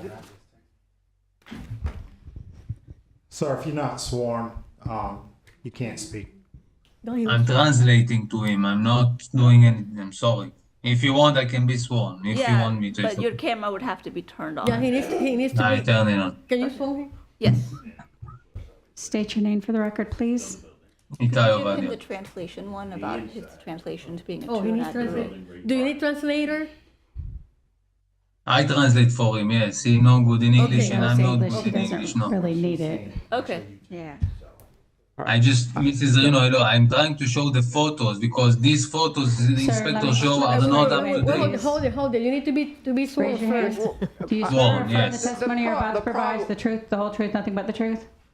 Yes, the Thank truth, you. yes. Okay. And The problem that, as I see it right now, is that the inspector sees some areas that need some painting.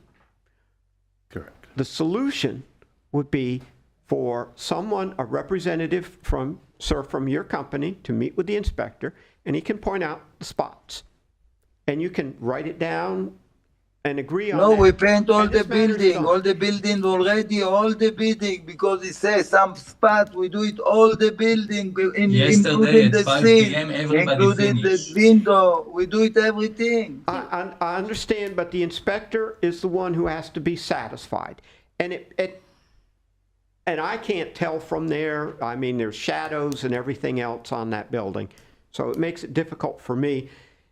If the inspector can look at that, tell you this spot here, you could put a piece of tape on it, tape on it, tape on it. No, and no, then we you have take the somebody photo paint over it. Judge, He can sign off on it and you're done.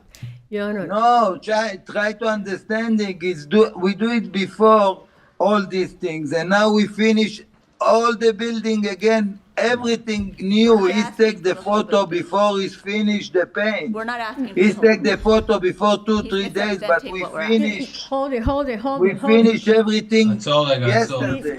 עצור. The problem with the May I ask for, she's offering 7 days.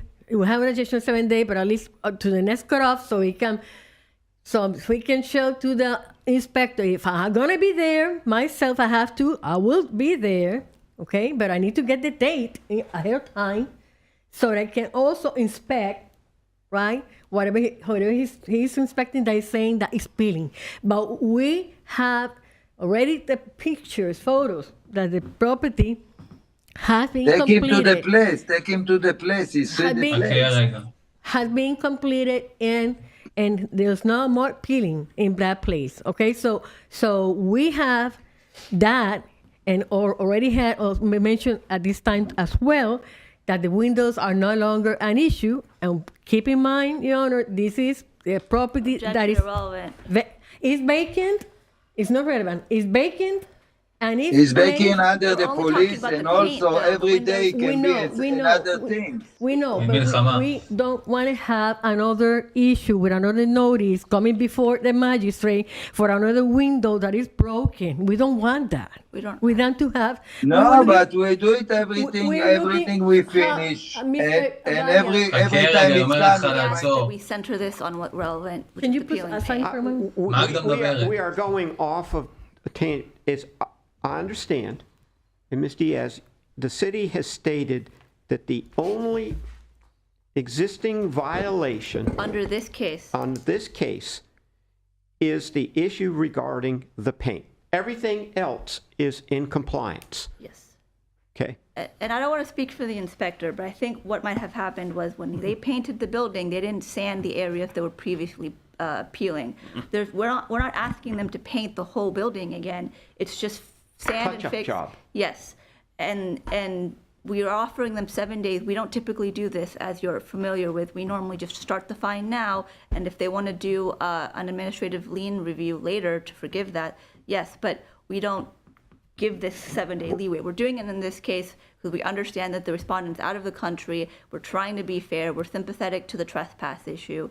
But if they don't want the 7 days, then we can start it today. What I'd like to do is just do an amended order of noncompliance to the next cutoff date. That gives Mr. Stenson and these gentlemen or their representatives to get out there, and it has already been stated that everything else on this has been brought into compliance, and we are dealing solely with this peeling paint issue. Mr. Stenson can point out the areas that he thinks, and they can discuss it on site.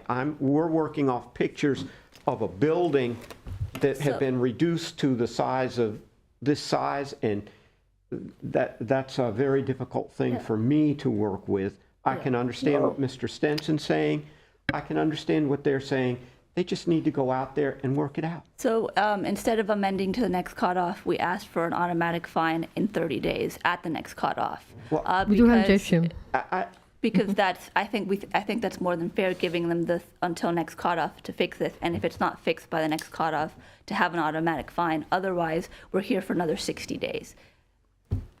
No, you go tomorrow and you see the place is clean. Today, go now. I show you the photo. I show you the receipt. I show you everything. We finish already. Why you all the time? We try very much. Other than the paint. It's all the time. It cost me so much. Why you doing this for me so much? Why? I'm finished already. I don't know what to do anymore. Why you doing this for me? What I do? He's not. Sir, other than the paint, the building's in compliance. For this particular case, yes. This particular case. This case. Are there other cases pending? There are no other cases, but just looking at the photos, the current photos, there's some issues. In order to correct this case, painting needs to be done.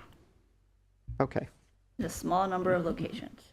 Correct. We're not asking for a lot. And the reason I want an automatic fine in 30 days is because he's saying that they're in compliance, which shows us an unwillingness to understand our point and correct the issues that need to be corrected. Okay. A 30-day. No, I'm looking at it from the standpoint of somebody who is going to go out there and be interested in resolving something simply and easily, as opposed to somebody who may be just being an obstructionist and creating issues. And so, okay. I mean, I think this is something that should be resolvable very easily. They have contractor and they can, Mr. Stenson can communicate with them as long there's communication, because I think one of the issues we have here, Your Honor, is communication, okay?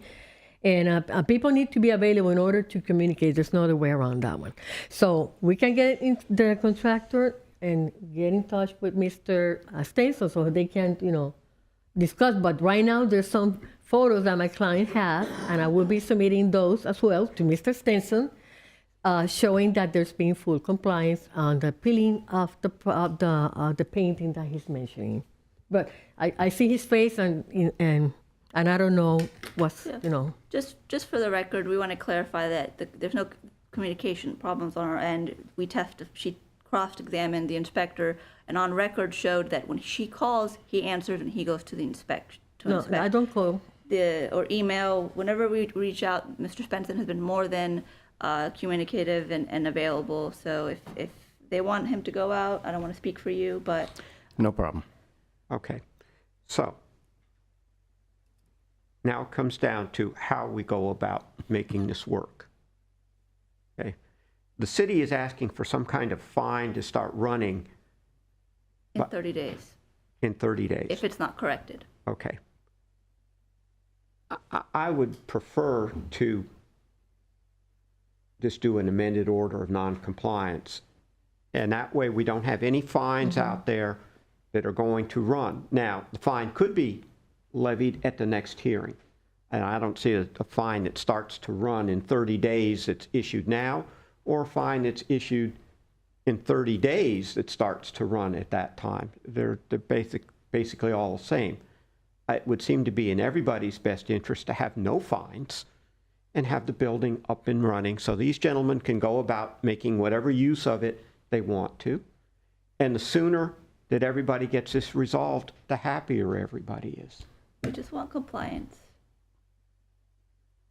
Right now, it's in non-compliance. If Mr. Stenson goes out and says, this little area here needs to be painted, this little area needs to be painted, this area needs to be painted, your contractor can go out there and do whatever needs to be done. You go back, you re-inspect it, you sign off on it. This case closed. He's finished all the building already. He's painted all you're the not building. the city of Daytona Beach. You're not. I know you have your ideas as to what constitutes bringing this matter to a close. The inspector is the one who brings this to a close according to what the city feels is appropriate. And in this case, it appears that the city has already stipulated the only issue outstanding in this matter is this issue of peeling paint.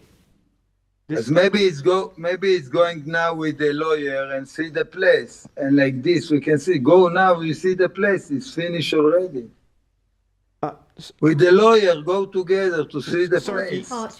Sir, you're going to have to make a representative available, coordinate with Mr. Stenson. You go out there, and hopefully it won't be much, and you can get it done, and he can sign off on it, and it's case closed. Everything is You're finished. making a big The mountain judge. out of a molehill. And the good thing is that if he finds it in compliance before the next hearing, you don't have to come back and it's all done. We paint another color. It's not the same color already. Okay, I've heard enough.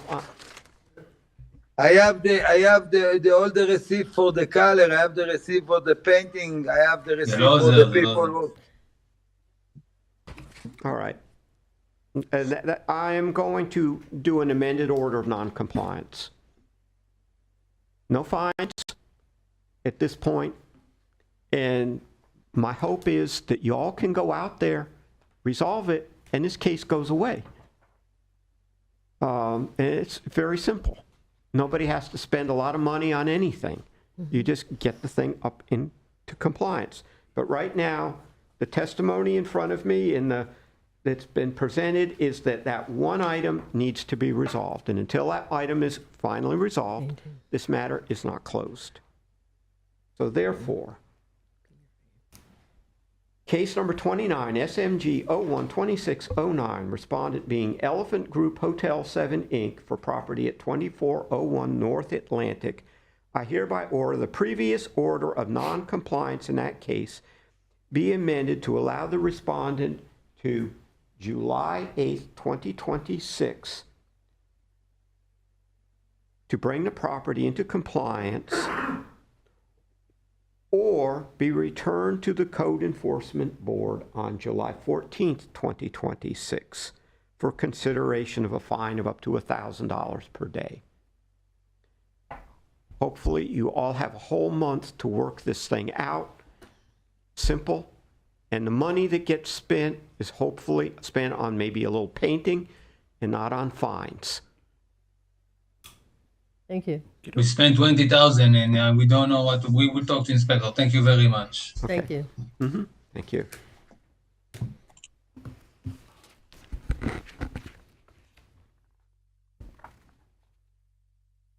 All right. Next case, 30, SMG 012607, Daytona Ocean View Apartments, LLC at 1825 North Atlantic Avenue. It's been cited to correct violations of the Land Development Code. Is there a respondent present? Has the respondent been properly notified? Yes, sir. Okay. Mr. Stenson. John Stinson, Code Inspector with the City. My qualifications are on file. Since the last hearing, I have been in contact with this property owner. The property is occupied. There has been progress. However, there is still remaining some roof damage and dirt and grime on the building. The city is asking for the imposition of a fine of $200 a day to be capped at $20,000. Okay. Can you point out the dirt and grime, or where would it be? Oh, there's one. Looks like dirt and grime in there. Yes, sir. Okay. And there's yeah, I see. a few other sections. The top of the roof, at the top of the picture there, you can see the aluminum is bent all the way back. Need some pressure washing? They've done the pressure washing already. Okay. But yeah, the issue I'm talking about is right there where the D is in Daytona Beach. Yeah. Okay. All right. Case number 30, SMG 012607. Respondent, Daytona Ocean View Apartments, LLC at 1825 North Atlantic Avenue. I hereby find that the respondent, who was previously found in noncompliance, remains in noncompliance, and therefore order a fine in the amount of $200 per day to commence on June 9th, 2026, and to continue each day thereafter until the fine has reached the maximum amount of $20,000. Case number 31, SMG 042654, John F. Jr., David T., Mary E., and Charles K. III Barnhart, respondents at 847 North Beach Street, cited for failure to correct violations of the Land Development Code. We have a gentleman here. You need to be sworn, sir. State your name for the record, please. Charles Barnhart. Do you swear or affirm the testimony you're about to provide is the truth, the whole truth, nothing but the truth? Yes. Thank you. Mr. Stenson. Yes, sir. Since the last hearing, I have not had any contact with the property owner. I have performed the latest site inspection, was performed yesterday. As you can tell, the two violations, or the cited violations, remain uncorrected, and the city is requesting, I'm sorry, this is a progress report. So at this point, the photographs have been taken yesterday morning. As you can tell, the roof is still in disrepair, and some of the windows are still boarded. Okay, so That picture right there, that had its sheeting inspection yesterday, so it is ready now to be dried in. We're gonna move from here, we're gonna move to the northeast corner, which was the other big section on the one. I have a piece of glass for the front. I have not got it installed yet. Okay. Will that bring all of the violations to a close? I won't have the whole roof done all the way, so I would ask that we come back in August. Have you applied for a roof permit? Yes, I have a roof permit on it. Mr. Stenson, what do you say? We're just here for a progress report and to determine the compliance date. I'm willing to give him compliance date for the August cutoff. Okay. I'm sorry. He needs to remain in contact with you. Oh, absolutely. Yes, Okay. that's my fault. I apologize. That's my fault. I'll call and maybe I won't have to show up in August, but I will call once it took a little longer to get that piece up to snuff than we anticipated. But I do have for the glass in the front especially. Okay. So, sir, you are, basically, we are determining the compliance date, which would be August 5th. The total roof will probably not be done by August the 5th. We will have what did you had another name for it? Well, that's what we're here to, I have here on my agenda, determination of a compliance date, and that means everything's done. You're home free. Then it may be the end of the year. I don't know. It's my brother and I doing it. We are the owner, contractors. We are not hiring it out. Okay, so are we here then on a compliance date or on basically a phase 1 of the compliance work completion? We're here to determine the compliance date. Yeah, I thought so. I would like to stick with my August, and when that time comes, I'll perform another site inspection. Okay. To see what kind of progress it is. And if there's good progress, I have no problem requesting more time. But if the situation is different, then we'll deal with it then.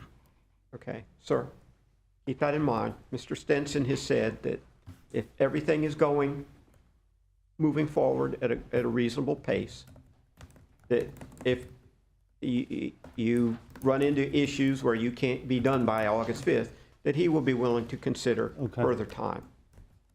And the idea is to get the job done.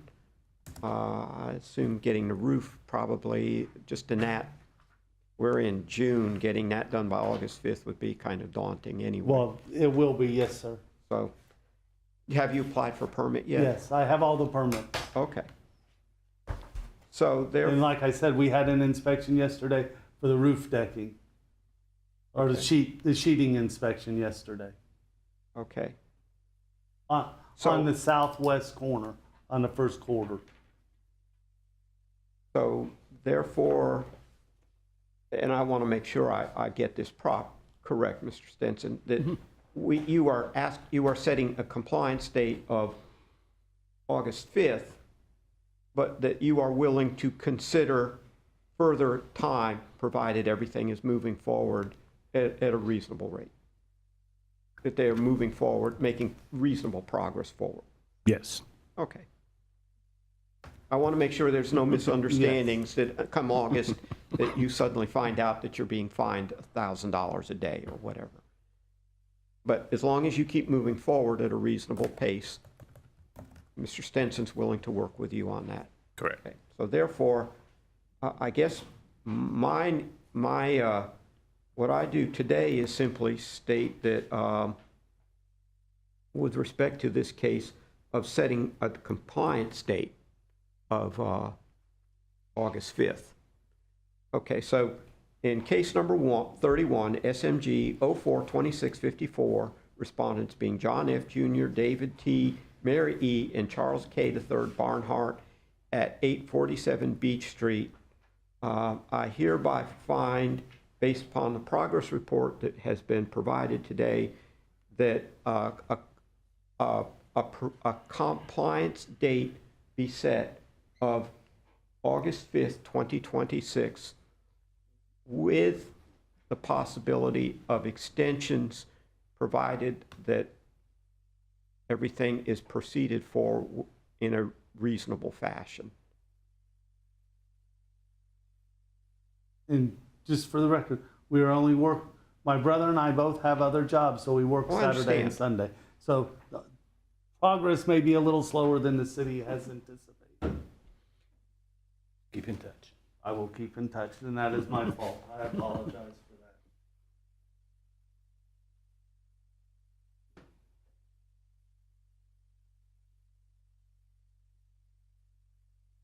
that. Okay? Nothing further?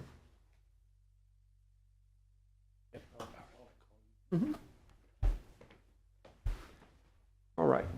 Case number 32, SMG 012608, 840 Beach LLC at 848 North Beach Street. This is via Zoom.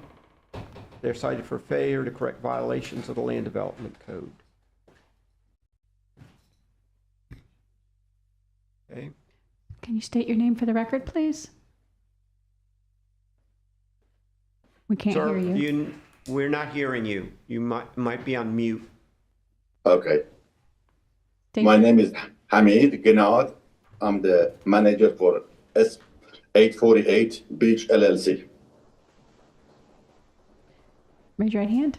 Do you swear or affirm the testimony you're about to provide is the truth, the whole truth, nothing but the truth? I do. Thank you. Mr. Stenson. Good morning. John Stenson, Code Inspector with the City of McCrawford. Case is on file. Since the last hearing, I have had no contact with this property owner. What has happened, the location is still vacant. The windows are still boarded, they're still peeling paint. Address numbers have been corrected. The roof and fascia have been corrected. The damaged fuel islands, the pumps themselves, the actual pumps have been removed. The islands remain. The islands are still in disrepair. So, that being said, that the islands are still in disrepair, and they have been like this because they were first notified September 24th, 2025. City is asking for the imposition of a fine of $200 per day to be capped at $20,000. Okay. Sir? Yes, sir. Is that Actually, last time, by the way? Okay. you heard me, okay. Last time when I was here, they asked me remove dispenser pump, gas pump. Everything else, I replaced the roof, I fixed the fascia, cleaned the side, and last time we asked us to remove the pump. That's why we did. And last couple of weeks, we removed all the pump, not necessary. But forced me to remove it because I have to put the pump back again when I put in service. And island, he talked about the island. Island is a place to put the pump on it. Why you have to remove the island? It's concrete island. And I think I'm going to complain. Everything they asked me, I did that. Sir, this is a gas station. Are you intending to put it back into use as a gas station? Yes, sir. That's why we are working on it. I expended so far, I spent a lot of money replacing pump, fascia, and gas pump, and we are in the process, but it takes time because there's a little bit expensive piece of the equipment we have to remodeling inside. That's why we are doing to open it up Mr. Stenson? and put in service. Okay. I don't know if you're familiar with the city, sir, but this gas station sits on Mason and North Beach Street just before you go over to Seabreeze Bridge. You'll see it right there on the south side of the property. It's been in this state for years. This is the new owner now, or the most recent owner. Now, I understand that this case was brought to his attention back in September of last year, and he had the roof fixed, which wasn't that big. There were some aluminum pieces missing. The windows and the doors have still not been fixed. The landscaping is being reasonably maintained now. The actual dispenser for the gasoline has been removed. The canopy, the pump, the island is in disrepair, missing boards, lights, it's damaged. It needs to be either repaired or replaced. Those are your only two options with that. The actual monument sign for the gas station itself that shows the prices of the gas and everything, completely dilapidated, as you can see right there. Property has been in this state for way too long. And How we long have has been, this property been not in use as a gas station? at least 10 years. My last visit on the property was yesterday. In fact, I even interrupted some people that were actually out there doing work because it's in the flood zone. So wherever the pumps are under the ground, they're probably filling up with water now. So he's going to have a whole lot to do when he does decide to open this up. But at this point right now, he's in non-compliance for these cited issues, and we're asking for that imposition. Okay, it's, a lot of a gas station involves stuff you don't see. Correct. There's tanks that are in the ground. Correct. Sometimes they're broken. Sometimes they're old steel tanks, they rust out. Correct.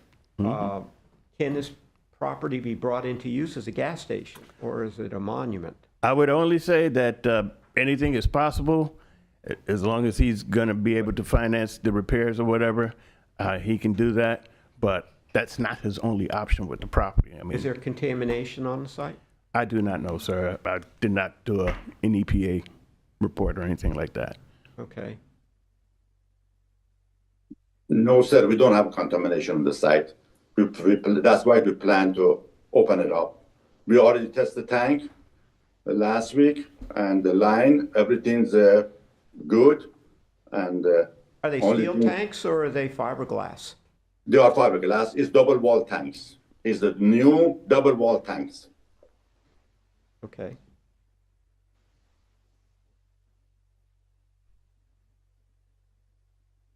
Actually, I'm so sorry. I don't have nothing else to do with the canopy until they go ahead and fix it up and bring the new pump and remodel the inside. And one piece of glass he talked about is broken, and I put a nice board and paint it white. Doesn't show is that bad until we replace. Our plan to replace all windows. Mr. Ficaldi. Oh, I'm sorry, Mr. Riggio. Yes. In April, Mr. Ficaldi did extend him 60 days to come into compliance for the same violations. He was up for imposition of a fine in April, and he just hasn't done anything on the property. I just wanted to bring that to your attention. Yeah, okay. Well, you got a 60-day reprieve. Yes, sir, he did. And here we are, and nothing's Still. happened. I'm sorry. Last time they asked me to remove the pump. That's only asked me to remove the pump. That's what I did. I think the minutes will reflect what he was ordered to do within 60 days. That's why they asked me to remove the pump, and I did.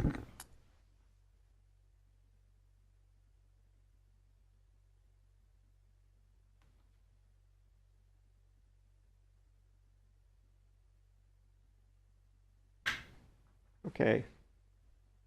I'm looking, sir, at the minutes of the April 14th, 2026 special magistrate meeting.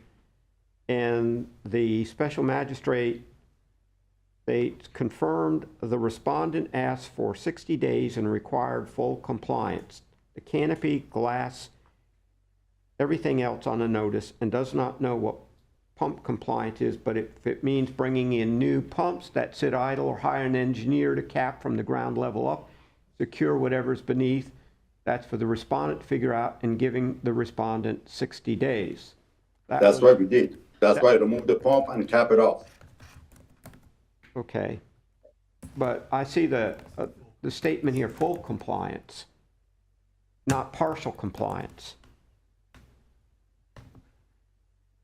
And this has I been, really, I don't know what else to let. If you want me to put the bag on the sign to cover that pole, looks being uglier, I don't mind. well, sir, I'm looking at the date when you were first notified of this issue was back in September of 2025. It's almost, we're moving up on a year. And it seems like if you're trying to set up a commercial establishment, you're moving very slowly in terms of, plus you're missing the wonderful raise in gas prices, so you might be making some extra money. No, really, we're still working all the time. We're working. We're not the fascia that was damaged, back door was damaged, roof was damaged. We replaced whole roof. We replaced all the gas pump and test the tank. Everything's ready. We're not.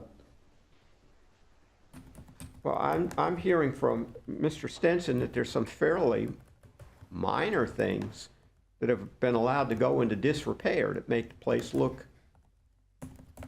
less than it should. Mr. Stenson, if you could refresh my memory again on the things that you stated are a problem for you.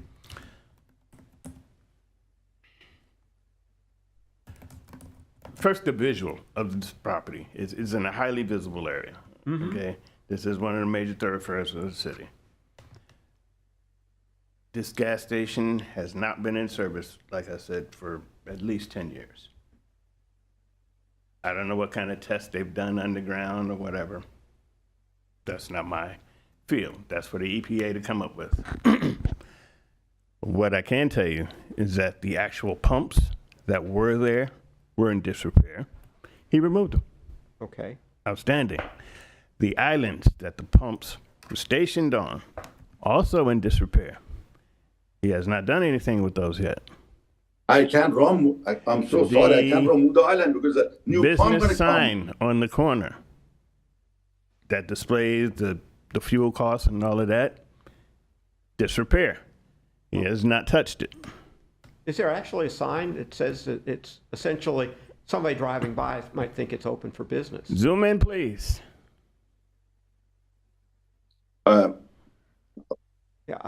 Okay. I appreciate if you tell me really what you need me to do.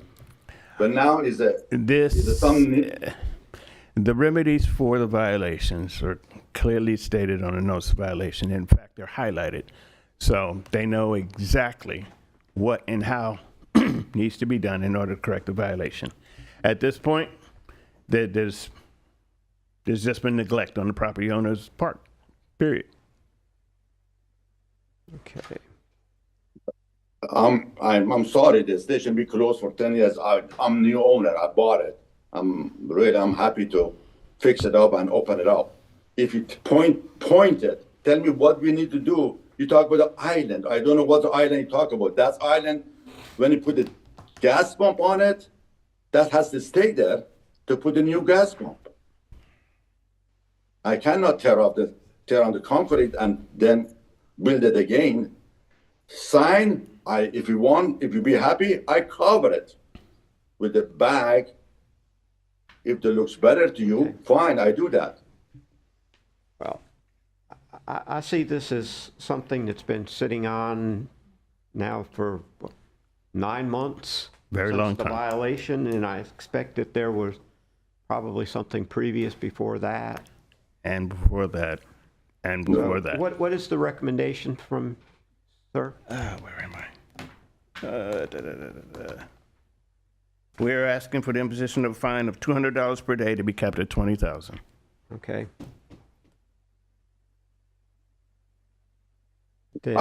I'm sorry, I don't know what that's for. And what problem I have, mention it, give me couple more weeks, I fix it. What pinpoint? You don't tell me the station is a bad place or good place, doesn't look so city, but what can I do with the station? It's there. If the problem with the sign, I cover you the sign. purchased a gas station. It's a very unusual thing to purchase. not like purchasing a vacant piece of land. No. You purchase all of the problems that go along with a gas station. And I still working on it. I fix it one by one. You see It's not up that? to the city to tell you how to remedy these things. It's up to you as a businessman who is buying something for, I guess, potential resale or whatever you plan to do with it, to bring it up to snuff. And it's been sitting there now That's close why to I'm a working year. on it. That's why I'm bringing it up. I did everything you said. I've heard all I need to hear. In case number 32, SMG 012608, property at 848 Beach LLC, at 848 North Beach Street. I hereby find in that case that the respondent who was previously found in noncompliance remains in noncompliance, and therefore orders a fine in the amount of $200 per day to commence on today's date, June 9th, Please. 2025. Please, give me a couple of weeks. I'm going to stay on And to those continue each day thereafter until the fine has reached the maximum amount of $20,000 or the property is brought into compliance. Can you give me a couple of weeks to stay of those? Sir, you need to find a solution for this problem. And that you bought it, and now you need to find out what you're going to do with it, not just leave it That's there. why and be an I'm working eyesore. on it. I just spend the money every day. Give me a couple of weeks. Let me take care of those minor problems you talk about. Please. Thank you. That is my decision. Okay.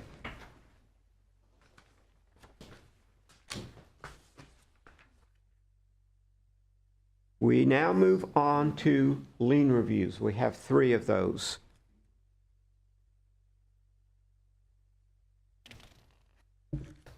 Okay. Lien Review 1, SMG 03-2648, FP Real Properties LLC, William Vanderveer. Property is at 431 North Halifax Avenue. There is an order imposing fine lien effective April 9, 2026.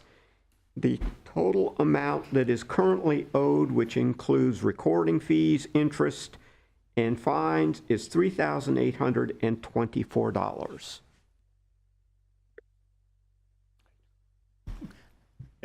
I'll let you Okay. get sworn in and all that. You all are the petitioner in these. You are the ones who, unless there has been something that you would like to run by me. Yes, sir. The city has met with the property owners and the manager, and they have come to an agreement that this lien is going to be waived. Okay. And do you know what the rationale for waiving the lien is? Is there? It was relatively minor. It was addressed relatively quickly. There were some logistic issues, but we worked through that pretty quick. Okay. And we're satisfied. And is the property now a benefit to the city? Absolutely. It's in compliance. Good to go. I have one thing. You have to be sworn if you're going to speak. You might be treading into water you don't want to tread into. I was going to say you all need a raise. You don't get paid enough. We can have that on record. Being here listening to this, they You can't get pay you up, enough. this one. It's crazy. Oh. Yeah. Okay, right hand. I swear that's true. State your name, please. William Vanderveer. Lisa Thomas. You swear or affirm the testimony you're about to provide is the truth, whole truth, nothing but the truth. Nothing but the truth. Thank you. Thank you, guys. We appreciate it. If only everyone came in compliance. He's going to do the order. He has to accept. Excuse me? You have to accept. Yeah, I have to read into, and that's acceptable to you? Very. Okay. Okay, I hereby order that the lien in case number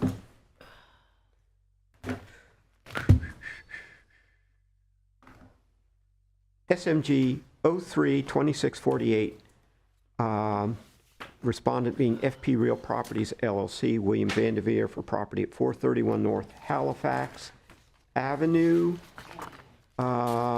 be reduced to $0. And that's it. Appreciate it. Thank you. Nice to find you. All right. I mean it. You gotta get a raise. Okay. Lien review number 2. All right. we got it. SMG 1122-320, Fig Jam Holdings LLC, Andrew Green at property at 120 South Martin Luther King Boulevard.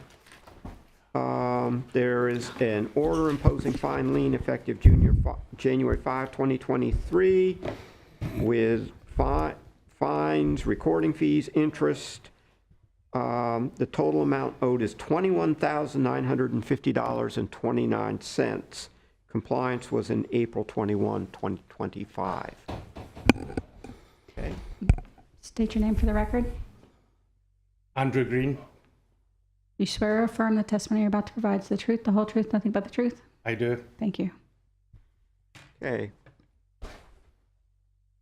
Mr. Green, has there been any discussions between Ms.? No agreement. No agreement, no, okay. It's Mr. Ms. Green, Kirk. if you can state why you feel that your lien should be reduced. Well, if you look back on the date on this, it says 11/29/2021. This property had been owned by me, and then I got sued because adjacent property wanted my property. So then I was in a legal battle. And in that time, I had to evict people that were on the property and also remove 7 dumpsters full of garbage, and there's photographs to show all that, and also trim the trees. That took a number of months, obviously, and also then, due to the hurricanes happening and the roof getting damaged, I got estimates, and it was not in my interest to fix the property due to the termite damage as well that was on the property. And I decided I need to get it demolished. Is that the Yes. building that was on the property? Yes. Okay, 2 buildings. okay. You were first notified of this in end of November 2021. Correct. I got the property back from the person that owned it joint with me, my neighbour. He died, obviously, and his estate took 4 years to give it back to me because of all the, no will and all that. So it was in a corporation called 120 Corp, and I was in the corporation, and the lawyers had to be involved, and then I got the property back on the 10th of October 2021, and then What date in 2026? and then I received notice in 11/29/2021. Okay. So just over a month I owned the property in Fig Jam Holdings, and thus they obviously came by, and I was, through all that time, I was cleaning the place up and getting the people out with trailers and all the stuff that was on the property, unknown to me. So I apologize, just to get the timeline in fact. So this case was open in 2021 and it came into compliance 5 years later in 2026. When did you evict the people that were there? The people that were there had trailers unknown to me. What date did they leave? It took me over a year. So not 6 years, or 5 years, sorry. Well, So- and also there was other things like hurricanes. The code enforcement office was shut, obviously, because it was flooded. I was dealing with hurricanes on the other side, and also I was deciding if I was going to fix the property up. So But due to the damage and the termites, it wasn't feasible.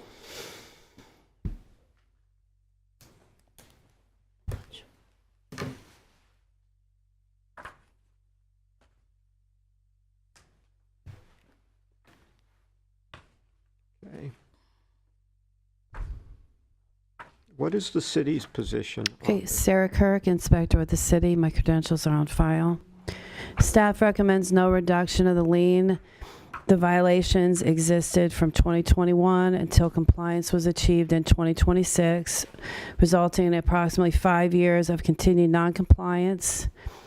Property is located along a major thoroughfare in Midtown. The condition negatively impacted the appearance of the Midtown community and caused blight during that period. Owner was afforded sufficient time and the opportunity to correct the violations and did not do so.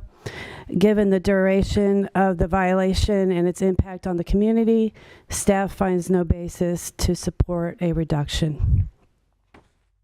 And also, Your Honor, there's 2 parcels on that property, which I met with staff and I told them about the 2 parcels.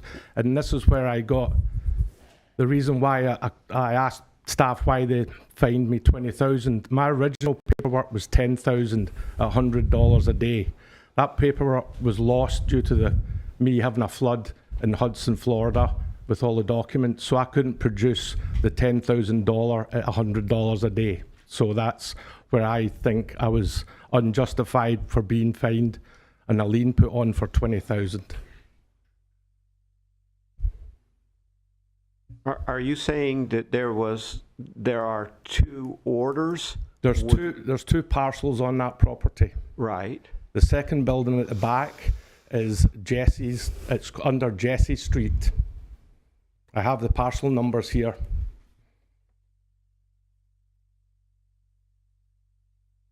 That parcel in Jesse Street is actually, it's not commercial, it's actually, I think it's residential and commercial.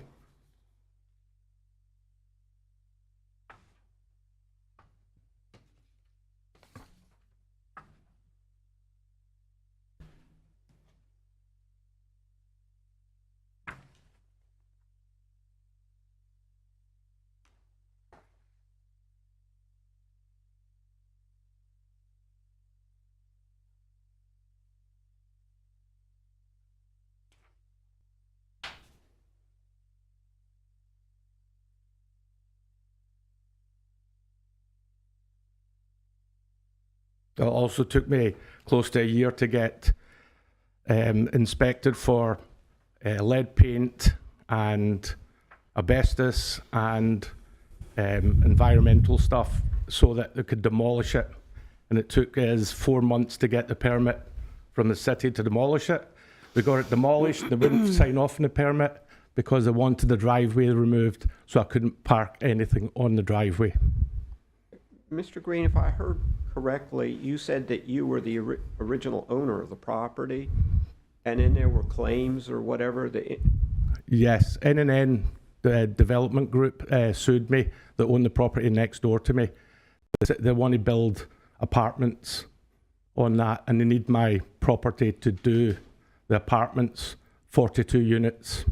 Okay, but when you bought the property, you're mentioning asbestos and some other contaminants. Are they on the property which you originally purchased? No, we had to have that inspection done to make it being demolished. I didn't know this until I went to go and get a demolisher to demolish it. The city wants these inspections before you can demolish anything. Well, I understand to demolish things, but a lot of real estate purchasers do, especially it looks like it's kind of an old dilapidated property, do have someone come in and do an inspection first, make sure they're not buying somebody else's problem. Because there were a lot of buildings that were built back in the old days when asbestos could be used and a lot of things. And once you buy that, you bought the problem. It's not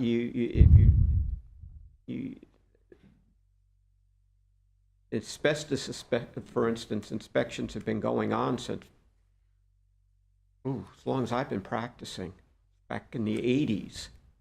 So, I mean, the fact that there may be some issue later on that people who are doing the demolishing find this, it could have been found 20, 30 years ago. Originally, the property was owned by Indicom Inc. 1994, I believe, 93 or 94. Indicom Inc. was the company that brought me and sponsored me to come into this country. I had to use money to buy the property to keep my E2 visa. Hence, that's why it was transferred from Indicom Inc. to 120 Corp. And then from 120 Corporate was transferred into Fig Jam Holdings, which is my corporation. Okay. So it's 1945 the building was built. We did have inspections done back then, as well as ground contamination. All that was taken care of for us before we could demolish the building. That takes time, and I didn't realise the time factor on as you say, the asbestos. I'm quite aware of that because my father died of asbestosis, so I knew the place didn't have asbestos in it because we saw it done previously, but we had to still go through the red tape to give the city, and the expense I've spent on this, it's, you know, at the end of the day, it is what it is. I can't help it. Could I speak? Since I had the case, or it was a complaint generated case in 2021, it was always Fig Jam Properties was the owner. Fig Jam Holdings, excuse me, was the owner. The staff feels that something could have been done. It caused major blight on a main thoroughfare in Midtown. Nothing was done for 5 years. So that is why, again, staff is requesting no reduction. Also, Your Honour, if you're getting sued by somebody saying that they own the building, we had to go through that litigation. Because it was a corporation, I had to hire a lawyer to represent my corporation, and we were successful in making sure that I owned the property outright. Staff isn't aware of any order that prevented the property owner from maintaining the property during the 5 years. So we still feel that the property could have been maintained over a 5-year period, and it wasn't. I'm not seeing anything there that would be of value that you'd want to maintain. Well, I mean, just as cutting the yard, you know, landscaping, right, clean, you know, None just. of that was cleaned up? Correct. None of it was cleaned up. That's what maintaining the property. I don't believe there was any communication from any representatives to our office during this time period, as well as previous code hearings. I really don't believe we had appearances by the owners. And we also want to add the fact properties that aren't properly maintained and look like it did in the pictures could also be seen as an attractive nuisance to the community and thus a safety concern. Right, that's what I'm talking about. But by maintaining the property, cleaning it, overgrowth, etc., nothing was done. I had one contact once with the property owner back in November of 2022. Then at both hearings, nobody attended the hearings. Your Honour, in that respect, I never had any communications to do a Zoom meeting on November of 23 because I informed the staff that I'd be out the country and doing my 60th birthday, and they said they would send me the Zoom stuff, and it never happened. So I was in communication, I just wasn't. And also the staff had changed a few times, so I wasn't getting the return phone call that I thought I was getting due to people getting moved around because of the hurricanes and all the other stuff. We was always operational.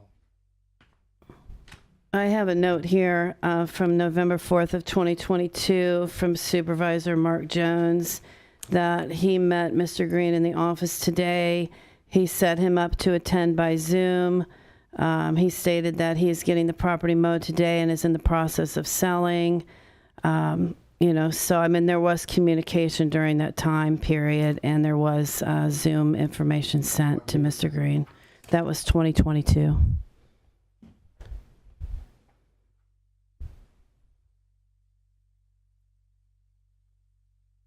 I guess there's that saying, to ask for equity, you have to do equity. And I'm not seeing any, so my decision with respect to the lien review request made by Fig Jam Holdings, LLC, SMG 1122-320 for property at 120 South Martin Luther King Boulevard is denied.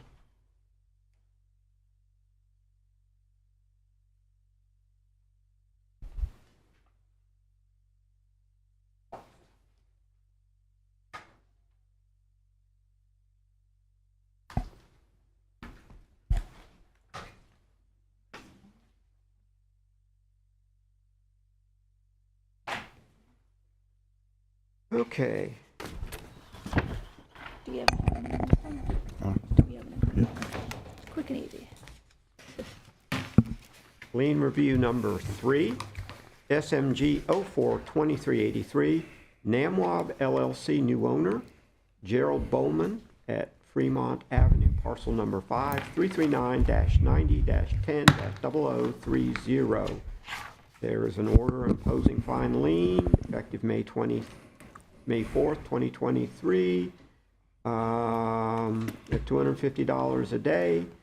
Total amount owed as of May 19, 2025 is $16,564.20. Yes, sir. Sir. State your name. Gerald Bowman. You swear affirm the testimony you're about to provide the truth, whole truth, nothing but the truth. Yes, ma'am. Thank you. All right. All right, we met with Mr. Bowman, and staff has agreed to waive the entire lien. Mr. Bowman has submitted plans to build a single-family home on this property. And that will increase the value of that neighborhood, so that's why we're waiving this lien. Mr. Bowman, I see here, or who is, I like to know some of the history of these things. Okay. Are you a new owner? Yes, so You're buying it, you're essentially getting the property with a lien attached that Yes, you sir. weren't involved in giving rights to. No. No, sir. When Mr. Bowman purchased the property, since he's purchased it, he has maintained the property, you know, from beginning to right now, okay? Property's still in compliance, there's no issues. That picture right there is from 2022. And then the other picture would show, that was from May 27, 2026. That's how the property looks pretty much right now. Okay, so all that junk that was on there you had removed? So I since inheriting the lot, that wasn't there when I got it, but I've maintained the lot. Mr. Boswick, whatever he messaged me about, I promptly taken care of it. I need this to be waived so I can obtain the loan, so I can start building the house on the lot. Okay. And that's agreeable to the city? Yes, sir. Okay, that sounds agreeable to me. Yes, sir. Appreciate it. So therefore, with respect to SMG 042383, Namwab LLC new owner, Gerald Bowman at Fremont Avenue, parcel number 5, 339-90-10-0030. With respect to the lien that was on this property, I hereby